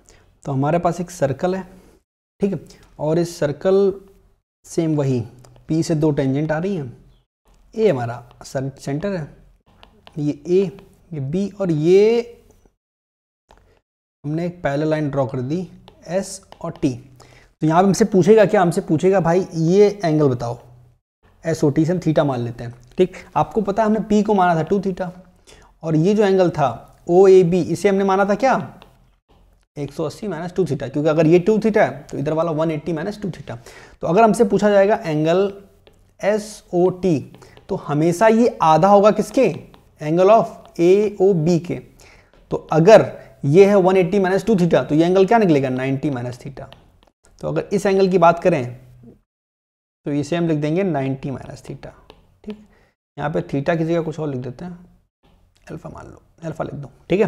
तो ये एंगल क्या निकलेगा 90 minus theta, S O T. आगे बढ़ते हैं, तो अब थोड़ा सा चेंज करते हैं। अगर हमारे पास P ये है, इस पॉइंट से हमने यहाँ पे एक टेंजेंट डाली BT एंड एक तिर्यक रेखा डाली जो कट कर रही है यहाँ पे A और B को। तो यहाँ पे एक मस्त कॉम्बिनेशन बनता है, वो ये कि PT स्क्वायर बराबर PA इंटू PB। ईजी है, आप लोगों को पहले से पता होगा। आगे चलते हैं। अब क्या काम करते हैं, इस बार कोई टेंजेंट नहीं है, ये P दोनों लाइनें कट कर रही हैं C और D। यहां पे क्या रिलेशन मिलेगा, सेम वही जो पहले था, PA इंटू PB बराबर PC इंटू PD। अब एक काम करते हैं, अपन लाइन को, अभी P सर्कल के बाहर कट कर रहा है, अगर हम सर्कल के अंदर कट करवा दें इससे, सपोज करो P ये है, ये A, ये B, ये C और D, ठीक। तो यहाँ भी सेम PA इंटू PA मतलब ये वाला सामने वाला PC बराबर PB इंटू PD। इसके अलावा अगर इस सेंटर का मान लो पॉइंट है O, और हमसे बोल दिया जाए कि बेटा एक काम करो तुम इसकी रेडियस बताओ, तो हम रेडियस कैसे निकालेंगे। तो उसके लिए एक सीधा सा फॉर्मूला है, under root PA square plus PB square plus PC square plus PD square divide by 2। तो ये फॉर्मूला किसका है, अगर हमें इस सर्कल की रेडियस निकालनी हो, वो ये है, ये रही हमारी रेडियस। अगली थ्योरम समझते हैं 15 नंबर। अगर हमारे पास फिर से एक हम लोग ले लेते हैं सर्कल, एंड इस बार हमारे पास दो कॉर्ड हैं जो बाहर जाके P पे कट हो रही हैं, ठीक। इसका नाम दे दिया हमने A, इसका B, इसका C, इसका D, और ये बीच में कहीं हमारे पास क्या है, हमारा सेंटर, ठीक। और हमसे पूछा गया इस एंगल थीटा के बारे में P। तो अगर हम A को मिला दें O से, D को मिला दें O से, B को मिला दें O से, और C को मिला दें O से, ठीक, हमने मिला दिया। तो अगर हमें इस एंगल की वैल्यू पूछी गई हो, कैसे निकालेंगे, अगर हम मान लेते हैं ये वैल्यू हमारी x है और ये वैल्यू हमारी y है, तो थीटा क्या होगा x माइनस वाई अपॉन 2। ये जो साइन बना है इसका मतलब ये होता है कि भाई वैल्यू जो भी निकलेगी वो हमेशा पॉजिटिव निकलेगी। तो x और y में जो भी बड़ा होगा उससे छोटे वाले को घटाएंगे, 2 से डिवाइड करेंगे, तो निकल आएगी हमारी P की वैल्यू। इंपॉर्टेंट है। और एक बात ध्यान रखना, ये A से C को नहीं मिलाया हमने, A से मिलाया हमने O को और D से मिलाया C को। तो ये मत कोई बोलना कि भाई x और y तो बराबर होंगे क्योंकि ये शीर्षा विमुख कोण हो गया, ऐसा नहीं है। ये दोनों एंगल वर्टिकली अपोजिट नहीं है। O से हमने A को मिलाया, O से हमने D को मिलाया, O से हमने B को मिलाया, O से हमने C को मिलाया, दो एंगल बनते हैं x y। इनका जो डिफरेंस होगा इसका हाफ करेंगे तो हमारे पास आ जाएगा एंगल P। आगे चलते हैं 16 नंबर। अगर हमारे पास कोई सर्कल है, ये हमारा मस्त सा सर्कल है, हमने टेंजेंट खींचना शुरू किया, इधर से इधर, इधर से इधर, इधर से इधर, ये चारों साइड में टेंजेंट खींच दिया, A B C D, इसे नाम भी दे दिया। तो यहाँ पे एक थ्योरम मस्त सी बन के आती है कि सामने सामने साइड AB प्लस CD ये किसके बराबर होंगी, BC प्लस AD के। सामने सामने जो टेंजेंट होगी उनका सम बराबर होगा। आगे बढ़ते हैं, अगला पॉइंट है 17। हमारे पास एक ट्रायंगल है, ये एक ट्रायंगल है ABC, इसकी दो साइड हमने AB को आगे बढ़ा दिया, यहाँ P तक कर दिया और Q तक कर दिया AC को। यहाँ पे एक बाहर हमने एक सर्कल बना दिया, ठीक। ये पॉइंट हम मान लेते हैं D और ये पॉइंट है हमारा ई। अगर यहाँ हमें ये AD, ये वैल्यू AD की वैल्यू A दे दी जाए और हमसे बोला जाए बताओ भाई ABC का पेरीमीटर क्या होगा, ठीक, पेरीमीटर यानी परिमाप। तो अगर हमसे परिमाप पूछा जाएगा ABC का तो हमेशा किसके बराबर होगा, 2 इंटू A के बराबर। आगे चलते हैं, हमारे पास एक सर्कल है और ये इसकी टेंजेंट है, ये टेंजेंट है, ठीक है, हल्की सी कट गई है लेकिन टेंजेंट समझो, और अंदर एक ट्रायंगल बन रहा है ऐसा कुछ, ये हमारा ट्रायंगल बन रहा है, इसका नाम देंगे A, ये B, ये C, इसे दे दो P, इसे Q। तो यहाँ पे कुछ एंगल बराबर होते हैं, जैसे अगर ये एंगल अल्फा तो इसके सामने का ये वाला एंगल भी अल्फा, ये एंगल बीटा तो ये एंगल भी बीटा। तो अगर PQ एक टेंजेंट है, स्पर्श रेखा है, तो हमेशा ये सामने सामने के एंगल बराबर होंगे। अगला पॉइंट समझते हैं, कोई भी सर्कल होता है उसकी रेडियस होती है, अगर उसका एरिया निकालें हम, एरिया फॉर्मूला क्या होता है, पाई आर स्क्वायर, यही सबको पता होता है, लेकिन रियल में फॉर्मूला होता है theta by 360 pi R square, क्योंकि ये जो पॉइंट O है ना, इस पे पूरा एंगल 360 का बन रहा है। अगर मान लो यहाँ पे हाफ सर्कल हो, हम बोल देते हैं ये हाफ सर्कल है, ये पॉइंट O है, तो यहाँ पे एंगल कितना बन रहा है, 180। तो अगर इसका निकालेंगे हम एरिया, क्या होगा 180 बाई 360 पाई आर स्क्वायर, यानी कि काट दोगे दो तो हो जाएगा 1/2 पाई आर स्क्वायर, यही तो होता है। सेम अगर हम मान लो कोई छोटा सा पार्ट है उसका एरिया निकालना है ऐसा, ठीक, इसका एंगल 60 है, तो यहाँ पे एरिया कैसे निकलेगा, simple 60 by 360 pi R square, यानी कि इसे काट दो 6, तो 1/6 पाई आर स्क्वायर, ये क्या होगा एरिया। क्लियर। बात कर लेते हैं सरकमफ्रेंस की। तो अगर हमारे पास एक ये O है, इसका रेडियस R है, इसकी सरकमफ्रेंस यानी कि C हम निकालें तो वो होती है 2 पाई R। लेकिन अगर हम एक कोई सेमी सर्कल ले लेते हैं, मान लो ये सर्कल हमारे पास है, ठीक, इसका ये पॉइंट O है, ये R है, ये O, इसकी अगर हमें सरकमफ्रेंस निकालनी हो तो पूरे की होती है कितनी, 2 पाई R, तो आधे की तो पाई R हो गई, प्लस सरकमफ्रेंस का मतलब होता है साइड से नापो। तो अगर हम देखो यहां से यहां तक की वैल्यू हमने नाप ली, वो हमारी निकली है पाई R, लेकिन ये दूरी भी तो नापनी पड़ेगी, तो ये क्या होगी 2R। तो अगर यहां से R कॉमन ले लें तो अंदर क्या होगा पाई/2। बहुत छोटी सी चीज है सरकमफ्रेंस में, लेकिन इंपॉर्टेंट है। जल्दबाजी में लोग क्या करते हैं, हाफ है, एक काम करते 2 पाई R का हाफ करके पाई R लिख दिया, ये भूल जाते हैं कि 2R भी होगा। आगे बात करते हैं अगले पॉइंट की। हमारे पास 2 सर्कल हैं बड़े बड़े, एक ये सर्कल है, एक इसके सामने छोटा सा सर्कल है, ठीक। हमने क्या किया, यहां से एक टेंजेंट ड्रॉ कर दी, ये दोनों को टच कर रही है, इसका पॉइंट है O1 और इसका पॉइंट है O2, इससे इसको मिलाया तो ये रेडियस हम बोल देते हैं R, ये छोटा वाला है तो इसकी रेडियस स्मॉल r। इन दोनों के बीच की दूरी ये दे लेते हैं डिस्टेंस को D, और हमसे बोल देगा भाई बताओ एक काम करो AB, इसकी वैल्यू बताओ। तो पहले तो ये जान लो कि AB है क्या चीज, तो AB है डायरेक्ट कॉमन टेंजेंट, लिख देते हैं भाई भूल जाओगे नहीं तो, डायरेक्ट कॉमन टेंजेंट, हिंदी में बोलते हैं अनुस्पर्श उभयनिष्ठ रेखा। तो अगर हमें AB की वैल्यू निकालनी हो तो सिंपल होता है D² माइनस R का होल स्क्वायर, ठीक, आसान है, कुछ भी नहीं करना होता, खाली एक ट्रायंगल बनेगा एंड ये पाइथागोरस प्रमेय लगती है इसमें और उससे निकला था। बहुत टफ नहीं है, लेकिन अगर आपको सीधा फॉर्मूला पता होगा आप तुरंत निकाल लोगे। सेम इसी का एक और टेंजेंट रेखा होती है, 23 में आ जाते हैं। हमारे पास एक ऐसा सर्कल है, एक ये सर्कल है, और इस बार सीधे ना होगे, तिरछी हमने ड्रॉ की, जैसे अपन ने ऐसा ये इस बार ये टेंजेंट ड्रॉ की, पॉइंट है हमारा O1, यहाँ पॉइंट O2, इससे मिला दें, ये R, ये स्मॉल r, और इनके बीच की दूरी अभी भी D ही है।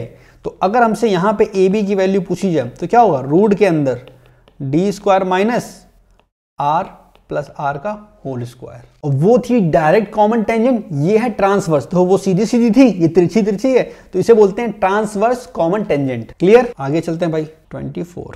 अगर हमारे पास 2 सर्कल हैं जो आपस में ही टच हो रहे हैं, मान लो ये आपस में टच हो गए, ठीक, ये इनके पॉइंट है, ये इनके पॉइंट है, ये और ये है हमारी टेंजेंट, इसका नाम फिर से हम AB दे रहे हैं, ये हमारी रेडियस इसकी R, इसकी स्मॉल r, ठीक। तो अगर हम बीच की दूरी निकालें, क्योंकि दोनों टच कर रहे हैं, तो बीच की दूरी क्या होगी R प्लस R। यहाँ पे अगर हम दूरी निकालें तो हमारा ए बी की, तो वो हो जाएगी 2√r r। नेक्स्ट देखते हैं 25। हमारे पास दो सर्कल हैं और दोनों आपस में कट कर रहे हैं, ठीक।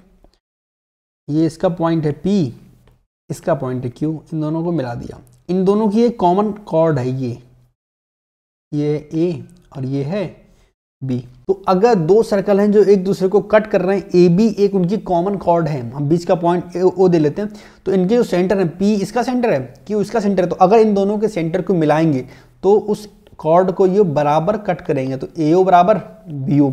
पहली चीज ये पता चल गई। इसके अलावा AO जो होगा वो परपेंडिकुलर होगा PQ पे, यानी कि 90 डिग्री का एंगल बनाएंगे ये दोनों ही, इधर भी और इधर भी। इसके अलावा अगर आपको PQ निकालनी है, यानी कि उन दोनों के सेंटर की बीच की दूरी निकालनी, तो सिंपल है। अगर हम इस ट्रायंगल को मिला दें, इसकी रेडियस R, यहां से मिला दें इसकी रेडियस R, पाइथागोरस प्रमेय लगाएंगे और इसको बीच में मान लेते हैं हम क्या, A। तो PQ क्या हो जाएगा, रूट के अंदर पहले वाला ट्रायंगल में लेते हैं, तो R का square minus A square plus root के अंदर दूसरी R, स्मॉल r का स्क्वायर माइनस A स्क्वायर। ये हमारी क्या होगी, PQ की लंबाई। कुछ भी नहीं था, सिंपल सी पाइथागोरस थ्योरम लगी है। आगे चलते हैं। एक आपने नाम सुना होगा चक्रीय चतुर्भुज। चक्रीय चतुर्भुज क्या होता है, अगर कोई सर्कल है और उसके अंदर हमने बना दिया एक क्वाड्रिलेटरल, तो उसे क्या बोलेंगे, साइक्लिक क्वाड्रिलेटरल। इसका नाम A, इसका नाम B, इसका नाम C, इसका नाम D। इसकी कुछ बेसिक बातें होती हैं। पहली तो ये, अगर ये एंगल 1 है, ये एंगल 2 है, ये एंगल 3 है और ये एंगल 4 है, ये सब सर्कल की प्रॉपर्टीज हैं। 1 प्लस एंगल 2 180, इजी है। एंगल 3 प्लस एंगल 4, ये भी क्या होगा, 180। इसके अलावा अगर हम CD को आगे बढ़ा दें, हमने ये आगे बढ़ा दिया, तो ये जो एंगल होगा, ये अपना बाहर वाला एंगल, ये इसका एक्सटर्नल एंगल जो होगा वो हमेशा 3 के बराबर होगा, यानी कि B। इसके सामने वाला एंगल, यानी कि हम इसे नाम दें, इसे बोल देते हैं P। तो ADP ये किसके बराबर होगा, एंगल B के, क्योंकि ये इसका एक्सटर्नल एंगल है। आगे चलते हैं, अभी साइक्लिक की बात करते हैं।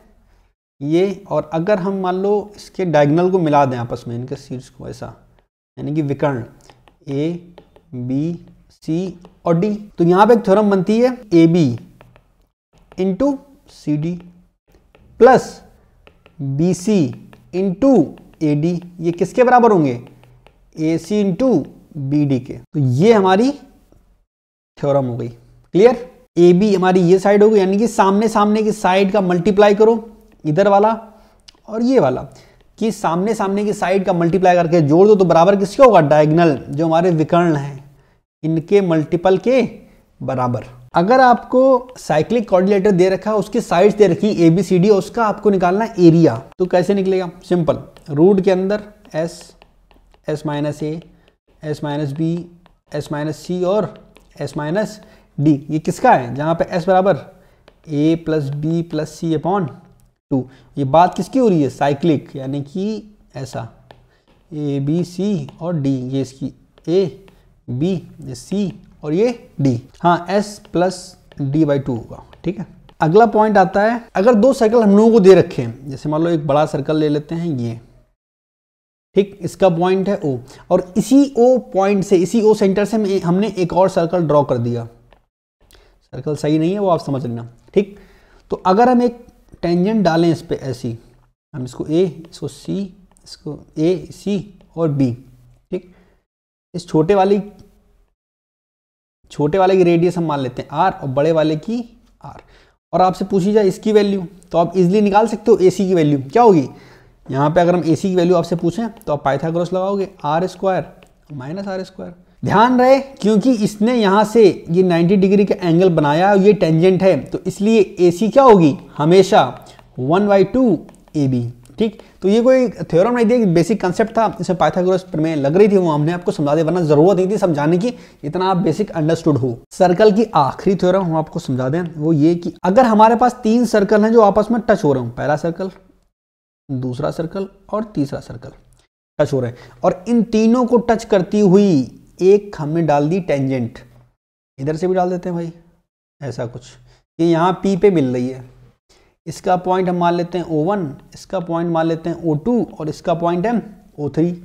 यहाँ से ये R3, यहाँ से R2 और यहाँ से R1। यहाँ से अगर हम आपसे पूछें कि भाई इन तीनों सर्कल की रेडियस में रिलेशन क्या होगा, तो ध्यान रखना हमेशा R1, R2, R3 R इन GP, ये तीनों GP होंगे, जिस वजह से R2 की अगर वैल्यू निकालनी हो तो रूट के अंदर R1 R3। तो यहाँ पे खत्म होता है अपना सर्कल। सर्कल में लगभग 30 के आसपास हमने रूल्स आपको बताए, 30 के 30 इंपॉर्टेंट है, एक भी आपको स्किप नहीं करना। अब चलते हैं आगे क्वाड्रिलेटरल की तरफ और उसके बाद आखिरी में कराएंगे पॉलीगन और हमारी ज्योमेट्री फिनिश। थोड़ी लंबी है, बोरिंग भी है, लेकिन करनी है तो करनी है। बाकी हमें ये देखना कितने ऐसे लोग हैं जिन्होंने यहां तक इस वीडियो को देखा। तो अगर आप यहां तक इस वीडियो को देख रहे हो तो नीचे कमेंट सेक्शन में विक्रांत भाई 143 इतना लिख देना, हम समझ जाएंगे आपने यहां तक वीडियो देखी है। स्टार्ट करते हैं क्वाड्रिलेटरल। क्वाड्रिलेटरल इसे बोलते हैं हिंदी में चतुर्भुज।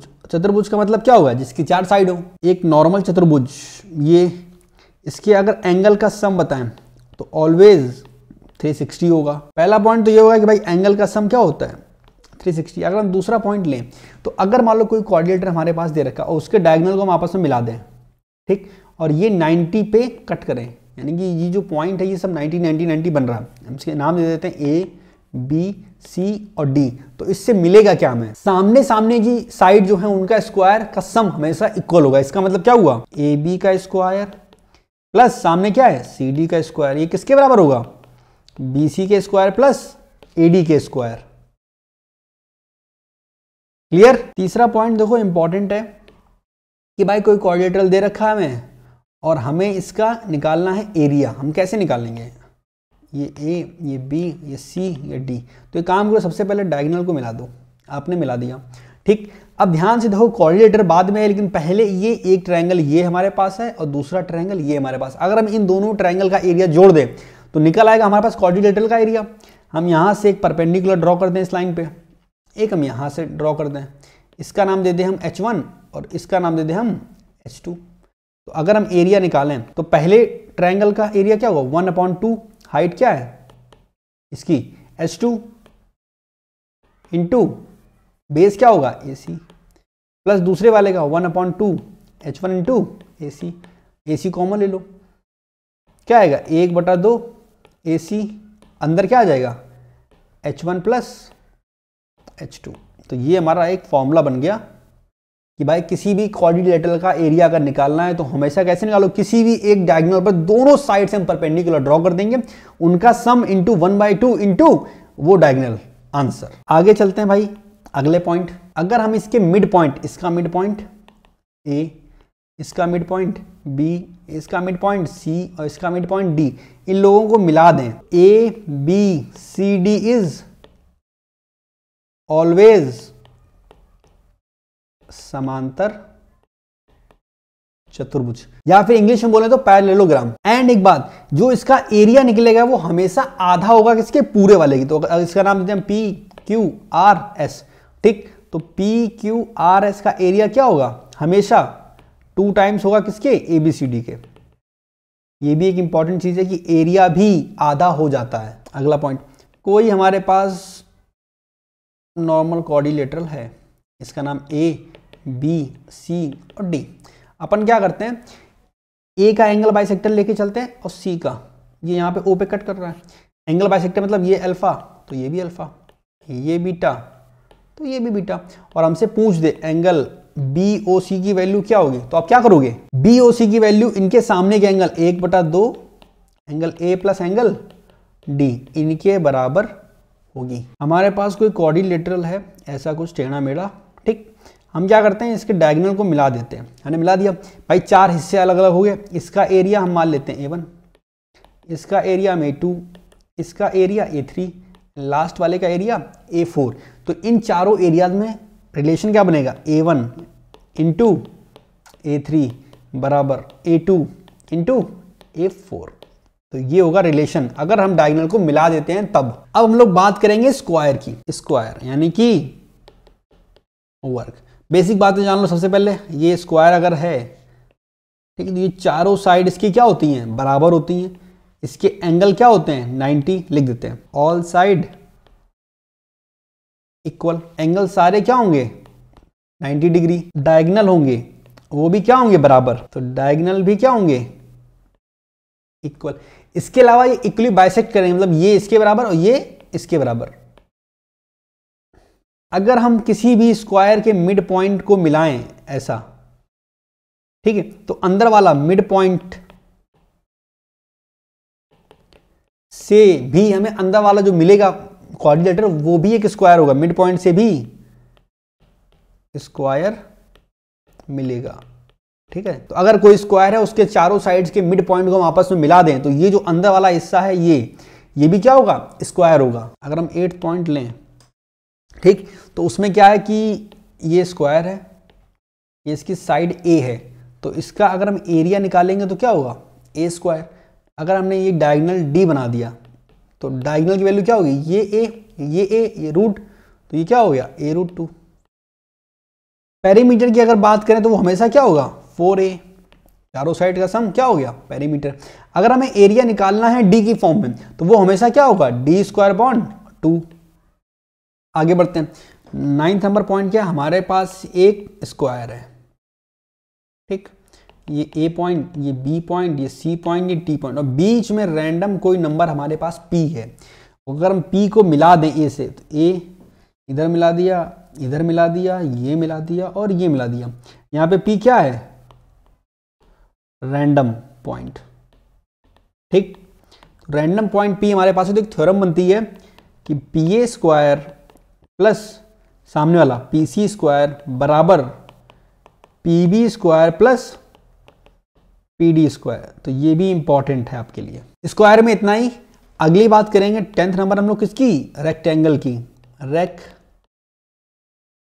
यानी कि हिंदी में बोले तो आयत। रेक्टेंगल क्या होता है, ये हमारा एक रेक्टेंगल है, ठीक, सामने सामने की साइड बराबर, ये इसके बराबर, ठीक, सारे एंगल 90। इसके जो डायगोनल होते हैं, ये डायगोनल और ये डायगोनल इक्वल, तो हम लिख देते हैं यहाँ पे ताकि आप भूलो ना, साइड सामने वाली इक्वल, डायगोनल इक्वल। इसके अलावा ऑल एंगल्स 90 डिग्री। एक दूसरे को ये आधा आधा भी कट करते हैं, मतलब ये इसके बराबर है और ये इसके बराबर, तो आधा आधा बाइसेक्ट ईच अदर, ठीक है। अगर हमें आयत का एरिया निकालना हो तो अगर हम इसे L मान लें, इसे B मान लें, तो सिंपल एरिया क्या होता है, L इंटू B। हमें डायगोनल निकालना हो D तो क्या होगा, रूट के अंदर L² प्लस B²। सिंपल है, इजी, ये आप पाइथागोरस से निकाल सकते हो। अगला पॉइंट सेम यही आता है कि अगर एक रेक्टेंगल के अंदर बीच में कहीं कोई पॉइंट P आ गया, बीच में कोई पॉइंट P आ गया, ये A, ये B, ये C, ये D, हमने क्या किया, मिला दिया P से सबको। सेम जो थ्योरम बनी थी स्क्वायर के लिए, सेम यहाँ भी क्या, pa² प्लस सामने सामने की साइड है उसका स्क्वायर करके सम कर दो, बराबर pb² प्लस pd²। क्लियर। अब रेक्टेंगल में आखिरी पॉइंट एक रह जाता है कि मान लो एरिया वाला, और ये रेक्टेंगल और स्क्वायर दोनों के लिए, एक हमारे पास स्क्वायर है, ठीक है, और एक हमारे पास रेक्टेंगल है। इसमें एक पॉइंट है P और यहाँ भी एक पॉइंट है P। हमने क्या किया, मिला दिया, P से मिला दिया, ठीक है, यहाँ भी मिला दिया, ठीक, और हम लिख देते हैं P इज एनी पॉइंट ताकि आप कंफ्यूज ना हो, ठीक है। तो हमने P को मिला दिया। हम मान लेते हैं इसका एरिया है A1, इसका एरिया है A2, इसका एरिया है A3 और इसका एरिया A4। यहाँ भी ये A1, ये A2 और A3 और ये A4। तो सामने सामने के एरिया का सम हमेशा इक्वल होगा, यानी कि दोनों की बात करें अगर हम कंबाइंड, तो A1 प्लस A3 बराबर A2 प्लस A4। तो ये भी इंपॉर्टेंट है कि अगर कोई भी स्क्वायर हो या फिर कोई रेक्टेंगल हो, उनके बीच में कहीं पर भी एक पॉइंट है P, तो सामने सामने के एरिया का सम हमेशा बराबर होगा। यहां पे खत्म होता है। अब स्टार्ट करते हैं क्या, समांतर चतुर्भुज, पैरेललोग्राम। इसे बोलने में बड़ी कठिनाई होती है, हिंदी में बोले तो समांतर चतुर्भुज। समांतर चतुर्भुज क्या होता है, इसकी प्रॉपर्टी समझ लेते हैं भाई। ये हमारा है समांतर चतुर्भुज, ये A, ये B, ये C, ये D। देखो पहली चीज, पहला पॉइंट इसमें जो आएगा समझने वाला, वो ये सामने सामने की भुजा AB बराबर होता है CD के, AB बराबर CD, और ये AD बराबर BC। AD बराबर BC। ये बराबर तो होती होती, साथ में ये AB और ये CD ये दोनों पैरेलल भी हैं। इधर AD और BC ये भी पैरेलल हैं, तो हम ये लिख सकते हैं AB पैरेलल CD और AD पैरेलल BC। अगर हम इसके डायगोनल की बात करें, हम डायगोनल को आपस में मिला देते हैं। डायगोनल नॉट इक्वल, डायगोनल बराबर नहीं होते और ना ही ये 90 पे कट करते हैं। लेकिन एक प्रॉपर्टी होती है इन लोगों में, जैसे हम एंगल ये ABC और D बात करें, इसे ले लें हम 1, इसे ले लें 2, इसे ले लें 3 और इसे ले लें एंगल 4। ठीक, क्योंकि ये दोनों समांतर रेखाएं हैं तो एंगल 1 प्लस एंगल 2 ये 180 के बराबर होगा। ठीक, एंगल 2 प्लस एंगल 4 ये भी 180 के बराबर होगा। एंगल 3 प्लस एंगल 4 ये भी 180 के बराबर होगा। और एंगल 1 प्लस एंगल 3 ये भी 180 के बराबर होगा। अगला पॉइंट है कि अगर हमारे पास कोई समांतर चतुर्भुज है, अब बड़ा बनाते हैं, समझ में अच्छे से आएगा। दिख रहा है, ये हमारे पास एक समांतर चतुर्भुज है, इसका नाम हम A दे देते हैं, ये B, ये C और ये D मतलब। ठीक, अब हमें करना क्या है, मान लो हमने एंगल बाइसेक्टर लेते हैं ABCD चारों के, तो ये लाइन ऐसी कुछ जाएगी मेरे हिसाब से,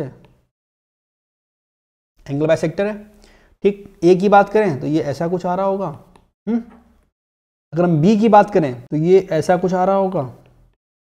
ठीक, एंड C की बात करें तो ये ऐसा कुछ जा रहा होगा। ठीक, तो आपने एक चीज ध्यान दिया कि इसको करने से बीच में एक और क्वाड्रिलेटरल बन गया,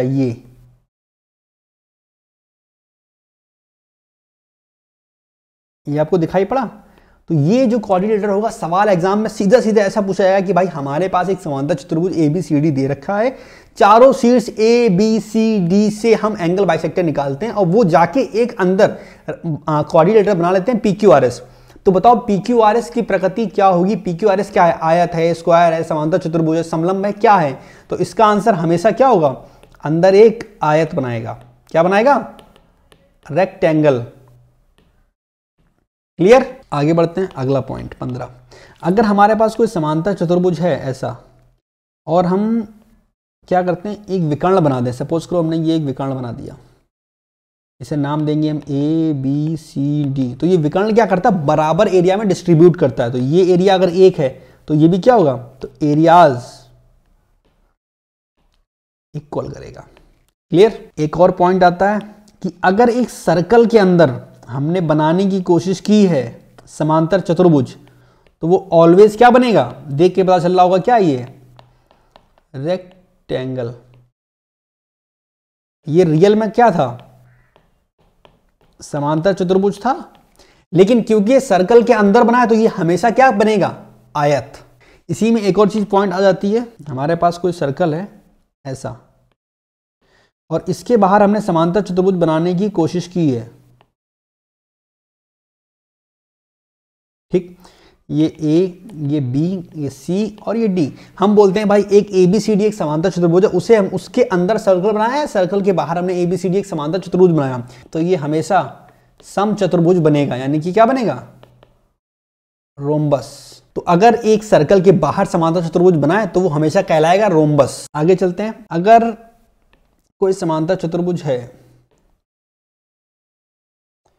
ABCD, हमने क्या किया? इनके मिड पॉइंट को मिलाया।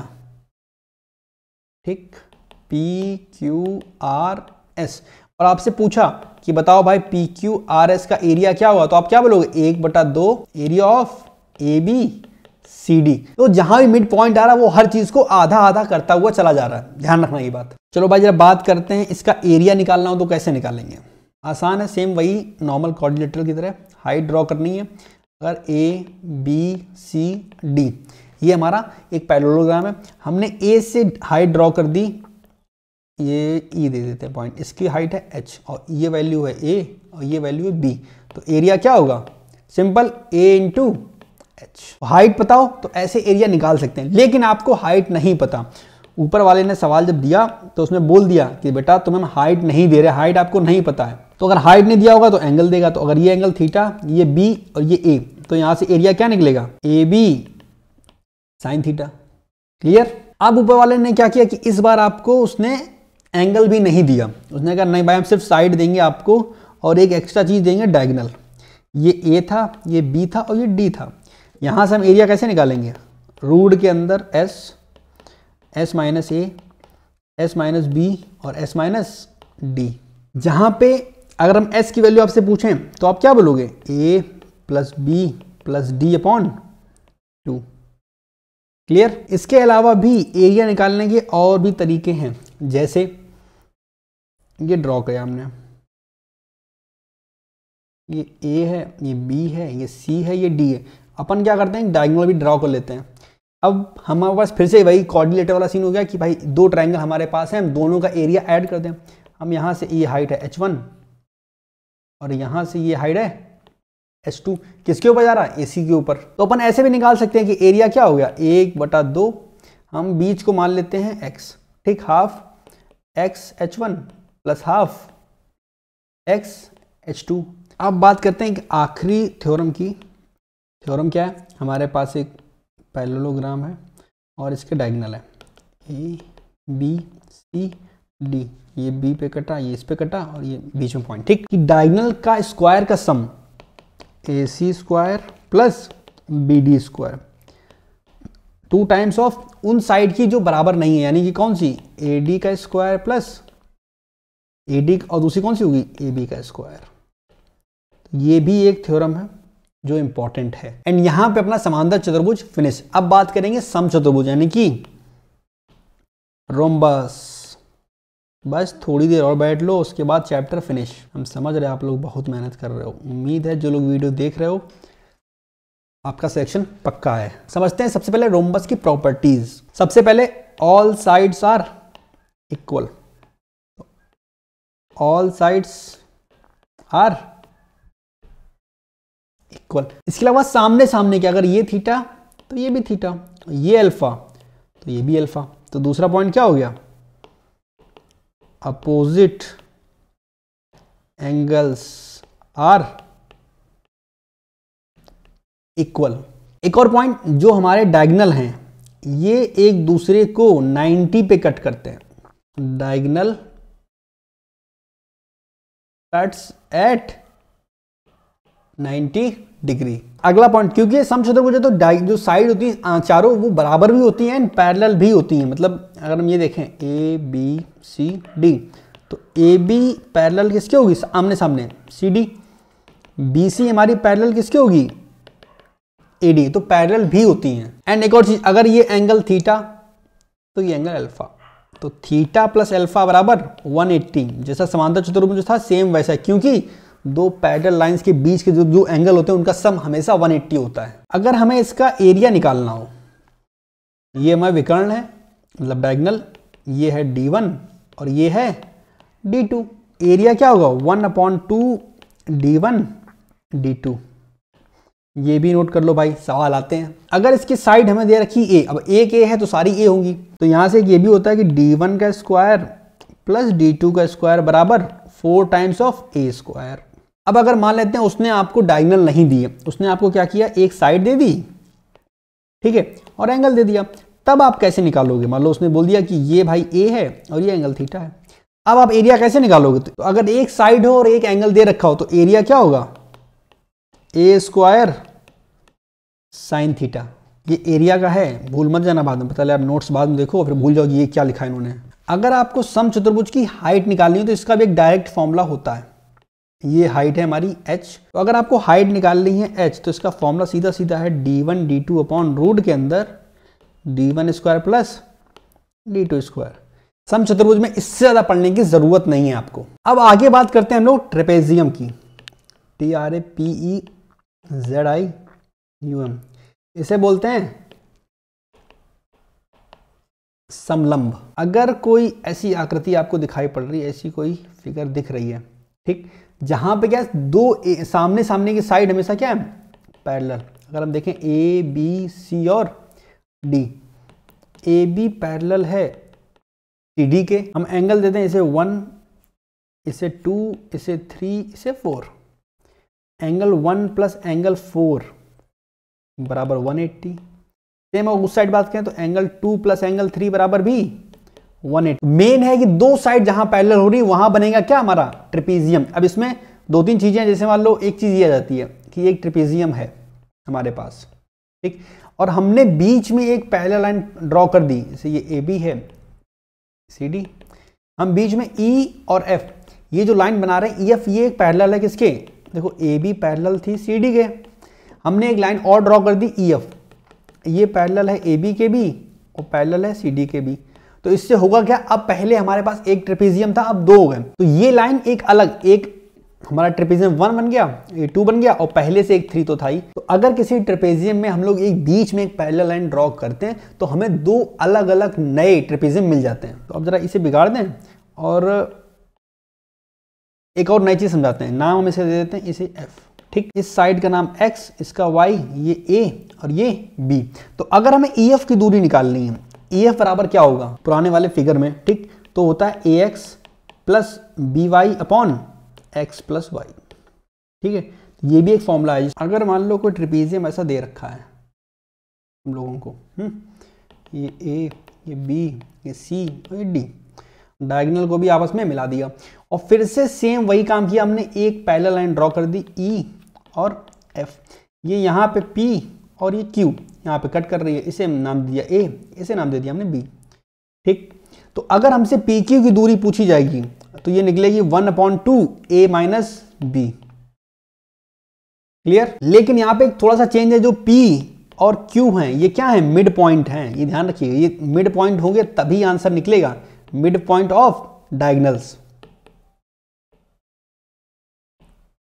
क्लियर। आगे समझते हैं, हमारे पास एक और ट्रेपेजियम है ऐसा, और इस बार हमने क्या किया, इसके डायगोनल को मिला दिया आपस में, ये A, ये B, ये C, ये D और ये O पे कट करते हैं, ठीक। तो यहां से एक नया रिजल्ट हम लोगों को मिलेगा, वो ये कि AO अपॉन OC बराबर BO अपॉन OD बराबर ऊपर का AB अपॉन CD। ये कहीं से नहीं आता, बस ये सिमिलरिटी लग जाती है और सिमिलरिटी से ही रिजल्ट मिलता है, इसलिए हमने स्टार्टिंग में कहा था कि सिमिलरिटी इंपॉर्टेंट है। अब हम क्योंकि अगर इसका हम डेरिवेशन करवाएंगे तो उसमें बहुत टाइम खर्च हो जाएगा, तो वो करवा सकते हैं रिवीजन के लिए। बस इतना याद रखो कि AO, पेन चेंज करें, AO ये अपॉन ये, BO ये अपॉन ये बराबर AB अपॉन, जो वैल्यू आपको दे रखी है उसे सामने रख के आंसर निकाल लो। यहां पे हम लोगों को एक रिजल्ट और मिल सकता है, डायगोनल के स्क्वायर का सम, क्या कि अगर हम निकालें AC square plus BD square, दिख रहा है, ठीक, अगर हम AC square plus BD square निकालें तो वो हो जाएगा AD का स्क्वायर प्लस BC का square plus 2 into AB into CD। ये भी एक रिजल्ट मिलता है अगर हम इसकी साइड दे रखी हो, डायगोनल दे रखे हैं। तो बात करते हैं कि अगर हमें इसका एरिया निकालना है, हमें भाई निकालना है क्या, एरिया। मान लो ये H है, इसे हम A दे दें, इसे B दे दें। अगर हमें एरिया निकालना है तो एरिया बराबर 1/2 जो समांतर भुजाएं हैं, जो पैरेलल साइड्स हैं उनका सम, A plus B into height. ये हमारा क्या निकल आया, एरिया। ये बात होगी ट्रेपेजियम की। अब हम लोग बात करते हैं आइसोसेलेस ट्रेपेजियम की। आइसोसेलेस मतलब क्या होगा, जिसकी 2 साइड्स इक्वल हों। वो कैसा होता है, पहले तो हेडिंग डाल दे, आइसोसेलेस ट्रेपेजियम। हिंदी में अगर बोले तो बोलते हैं समलंब। ये हमारे पास ट्रेपेजियम है नॉर्मल सा, ठीक, ये A, ये B, ये C और ये D। यहाँ पे 2 साइड इक्वल कर देगा, AD बराबर BC, तो ये भुजा और ये भुजा बराबर होगी। इसके अलावा ये तो पहले से था कि AB पैरेलल है CD के। यहाँ पे तो डायगोनल होते हैं BD और AC, तो ये भी क्या होंगे, बराबर। तो AC बराबर BD, तो डायगोनल भी बराबर होंगे। अगर हम किसी सर्कल में ट्रेपेजियम को बनाने की कोशिश करते हैं, ठीक है, हमने एक ट्रेपेजियम बनाने की कोशिश की सर्कल में, तो ये ऑलवेज क्या होगा, आइसोसेलेस ट्रेपेजियम ऑलवेज। अगर कभी भी किसी भी सर्कल में ट्रेपेजियम बनाने की कोशिश करोगे तो वो क्या बनेगा, आइसोसेलेस ट्रेपेजियम। आगे देखें, अगर हमारे पास कोई आइसोसेलेस ट्रेपेजियम है, पहले से एक हमारे पास ये आइसोसेलेस ट्रेपेजियम है, हमने इसके डायगोनल मिला रखे हैं ऑलरेडी, ठीक है, ये हम बोलते हैं इसे A, ये B, ये C और D। जहां पे इसका कट पॉइंट है उससे हमें एक पैरेलल लेकर ड्रॉ कर दें, एक पैरेलल लाइन हमने ड्रॉ कर दी EF। तो अगर हमें EF की लंबाई निकालनी हो, ये दे दे A, ये दे दे B, तो EF क्या होगा, 2AB अपॉन ए प्लस बी। ध्यान रहे ये सिर्फ आइसोसेलेस में होता है, सब में नहीं। आगे बात करते हैं पतंग यानी काइट। सबने उड़ाई होगी, लेकिन यहाँ पे काइट एक दूसरी है जिस पे पूछे जाते हैं सवाल। क्वाड्रिलेटरल सभी पढ़ते हैं, ट्रेपेजियम सभी पढ़ते हैं, पैरेललोग्राम, स्क्वायर, रेक्टेंगल सही पढ़ते हैं, लेकिन काइट को पढ़ना भूल जाते हैं, तो ये भी इंपॉर्टेंट है। काइट होता क्या? पतंग आपने कैसी देखी है? पतंग कैसी होती है? एक ऐसा सिरा होता है छोटा वाला और एक लंबा वाला, ये तो पतंग है। और ये हमारा शायद कन्ना बोलते हैं, कन्ना हो गया। ये ए, ये बी, ये सी, ये डी और ये पॉइंट है ओ। ये हो गई हमारी पतंग। देखते हैं पतंग की खासियत क्या होती है। तो पतंग की खासियत ऐसे है कि ए बी बराबर है किसके? ए सी के, पहला पॉइंट। ठीक, तो ये साइड इसके बराबर, ये बगल वाली साइड उसके बराबर यानी, और दूसरा पॉइंट बी डी बराबर सी डी के। ठीक, उसके बाद ये जो इसके डायगोनल हैं ए डी और बी सी, ये हमेशा 90 पे कट करते हैं, ध्यान रहे। तो यहाँ पे लिख दो 90 पर कट करेंगे। इसके बाद जो बड़ा वाला डायगोनल है वो छोटे वाले को आधा आधा डिवाइड करेगा। इसका मतलब क्या हुआ? बीओ बराबर सीओ। तो ये तो हो गई प्रॉपर्टीज काइट की। अगर हमें काइट का एरिया निकालना हो, हम पतंग का अगर हम एरिया निकालें तो सिंपल सा फॉर्मूला होता है। पतंग यहां बना रहे दोबारा, ठीक, ए बी सी डी और ओ। तो अगर हम इसका एरिया निकालें तो सीधा सा होता है 1/2 into A D into B C. ठीक, इसके जो भी डायगोनल हैं उन दोनों को आपस में मल्टीप्लाई करके आधा कर दो, हमारा एरिया निकल जाएगा। और इससे ज्यादा आपको पढ़ने की जरूरत भी नहीं है काइट में अभी के लिए फिलहाल। तो हमारा क्वाड्रिलेटरल फिनिश। अब बात करेंगे हम लोग पॉलीगन की। पॉलीगन हिंदी में बोले तो बहुभुज। इसमें कुछ खास नहीं, छोटे मोटे 2-4 फॉर्मूले हैं, छोटे मोटे, बस वही एग्जाम में सीधे सीधे पूछे जाते हैं। एक्स्ट्रा आपको पढ़ने की जरूरत नहीं है। पॉलीगन होता क्या, पहले ही समझ लो। ऐसी आकृति जिसकी n साइड्स हों, n मतलब कितनी भी हो सकती हैं। जैसे एक ट्रायंगल है, ये भी पॉलीगन है। एक रेक्टेंगल है, ये भी पॉलीगन है। एक पंचभुज है, ये भी है, ये भी है। तो कितनी भी आकृतियां बना लें जिसकी साइड क्या है? n, तो वो हमारा होगा बहुभुज। पॉलीगन के सारे फॉर्मूलाज ट्रायंगल, रेक्टेंगल सब में लागू होते हैं। तो भाई स्टार्ट करते हैं। पहला फॉर्मूला हमसे पूछा जाएगा कि भाई सम बताओ, सम ऑफ ऑल इंटरनल एंगल्स। तो सम क्या होता है? n-2 into 180। बस साइड दे देगा कि भाई 7 साइड का एक पॉलीगन है, बताओ भाई इसकी एंगल का सम क्या होगा। सीधा निकाल दो, 7-2 5, 18-5 90, 900 आंसर। क्लियर? तो n-2 इंटू 180 ये आपका सम का फॉर्मूला हो गया। दूसरा फॉर्मूला देखते हैं। कोई भी पॉलीगन हो, कोई भी पॉलीगन हो, सभी एक्सटर्नल एंगल का सम हमेशा एक्सटर्नल एंगल का सम 360 होता है। हमेशा कोई पॉलीगन है उसके एक्सटर्नल एंगल है, उसका सम हमेशा 360 होता है। जैसे हम ट्रायंगल की बात करें वहां भी 360 होगा, रेक्टेंगल की बात करें वहां भी 360 होगा। तो कोई भी आकृति हो, कोई भी पॉलीगन है, उसके एक्सटर्नल एंगल का सम 360 होगा। अंदर इंटरनल एंगल है वो चेंज होता रहेगा, लेकिन जो बाहर के फिगर हैं, बाहर के जो एंगल हैं वो कभी चेंज नहीं होंगे, वो हमेशा 360 उनका सम रहेगा। आगे बढ़ते हैं। अगर आपसे बोल दिया कोई रेगुलर पॉलीगन है, रेगुलर पॉलीगन, रेगुलर का मतलब होगा जिसकी सारी साइड्स इक्वल हो का। एक्सटर्नल एंगल पूछ दिया आपसे, तो ऑलवेज क्या होगा? सम है 360, साइड है n, तो ये क्या हो गया? External angle. सेम अगर मान लो हमें इंटरनल एंगल निकालना रेगुलर पॉलीगन का,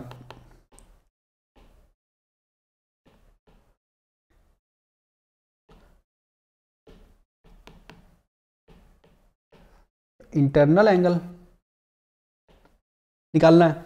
ठीक, फॉर्मूला हमने इंटरनल एंगल का सम क्या बताया था? n-2 180 divide by n। तो ये एक एंगल का निकल आएगा। इसके बाद एक बहुत इंपॉर्टेंट फॉर्मूला है जो हम जब तैयारी कर रहे थे हम हर बार भूल जाते थे, रिवाइज करते नहीं थे, हम भूल गए।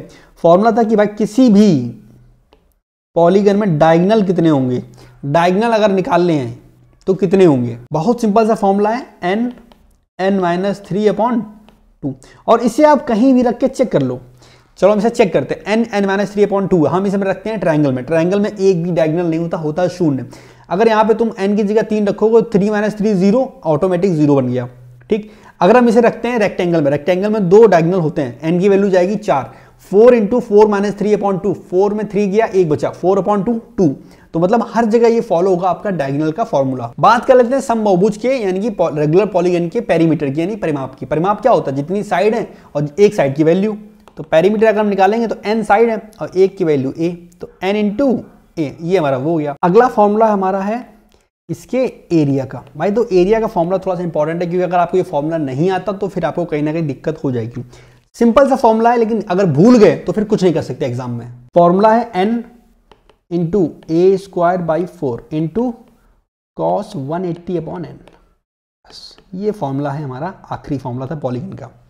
एरिया n इंटू n होता साइड, कितनी नंबर ऑफ साइड है a, एक साइड की वैल्यू, और n आपको आगे बताइए, तो n a² into cos 180/n। ये था पूरी ज्योमेट्री का रिवीजन। भाई हमने हर एक चीज, चाहे लाइन एंगल हो, ट्रायंगल हो, सर्कल हो, क्वाड्रिलेटरल हो, हर एक चीज का रिवीजन बहुत अच्छे से करवा दिया। यकीन मानो जिसने भी यहां तक वीडियो को देखा है, पूरी वीडियो को कंप्लीट किया है, तो आपका बहुत अच्छे से रिवीजन हुआ होगा और हमें उम्मीद आपने नोट्स भी बनाए होंगे। लेकिन अगर आप नोट्स नहीं बना पाए या टाइम आपको नहीं मिला, आपने फास्ट फॉरवर्ड में देखा, जो भी देखा, ठीक, तो ये जो नोट्स हमने जो लिखा हुआ है हाथ से, इसका पीडीएफ हम आपको चैनल पे प्रोवाइड करवा देंगे, तो आप उसे भी डाउनलोड कर सकते हो। तो फिलहाल इस वीडियो में इतना ही। हमें उम्मीद है ये वीडियो आपको अच्छी लगी होगी। ये मेरी पहली वीडियो थी किसी चीज को पढ़ाने को लेकर, तो आपको मेरा पढ़ाने का तरीका कैसे लगा ये प्लीज नीचे कमेंट सेक्शन में जरूर बताना। अगर इस वीडियो पे अच्छा रिस्पॉन्स आएगा तो आगे आपके लिए और भी चीजें हम लाते रहेंगे। एंड एग्जाम में जाने से पहले इस वीडियो को आपने अगर एक बार नोट्स बना लिए, तो जो नोट्स बने होंगे आपके फॉर्मूले के, जैसे एक बार रिवाइज जरूर कर लेना।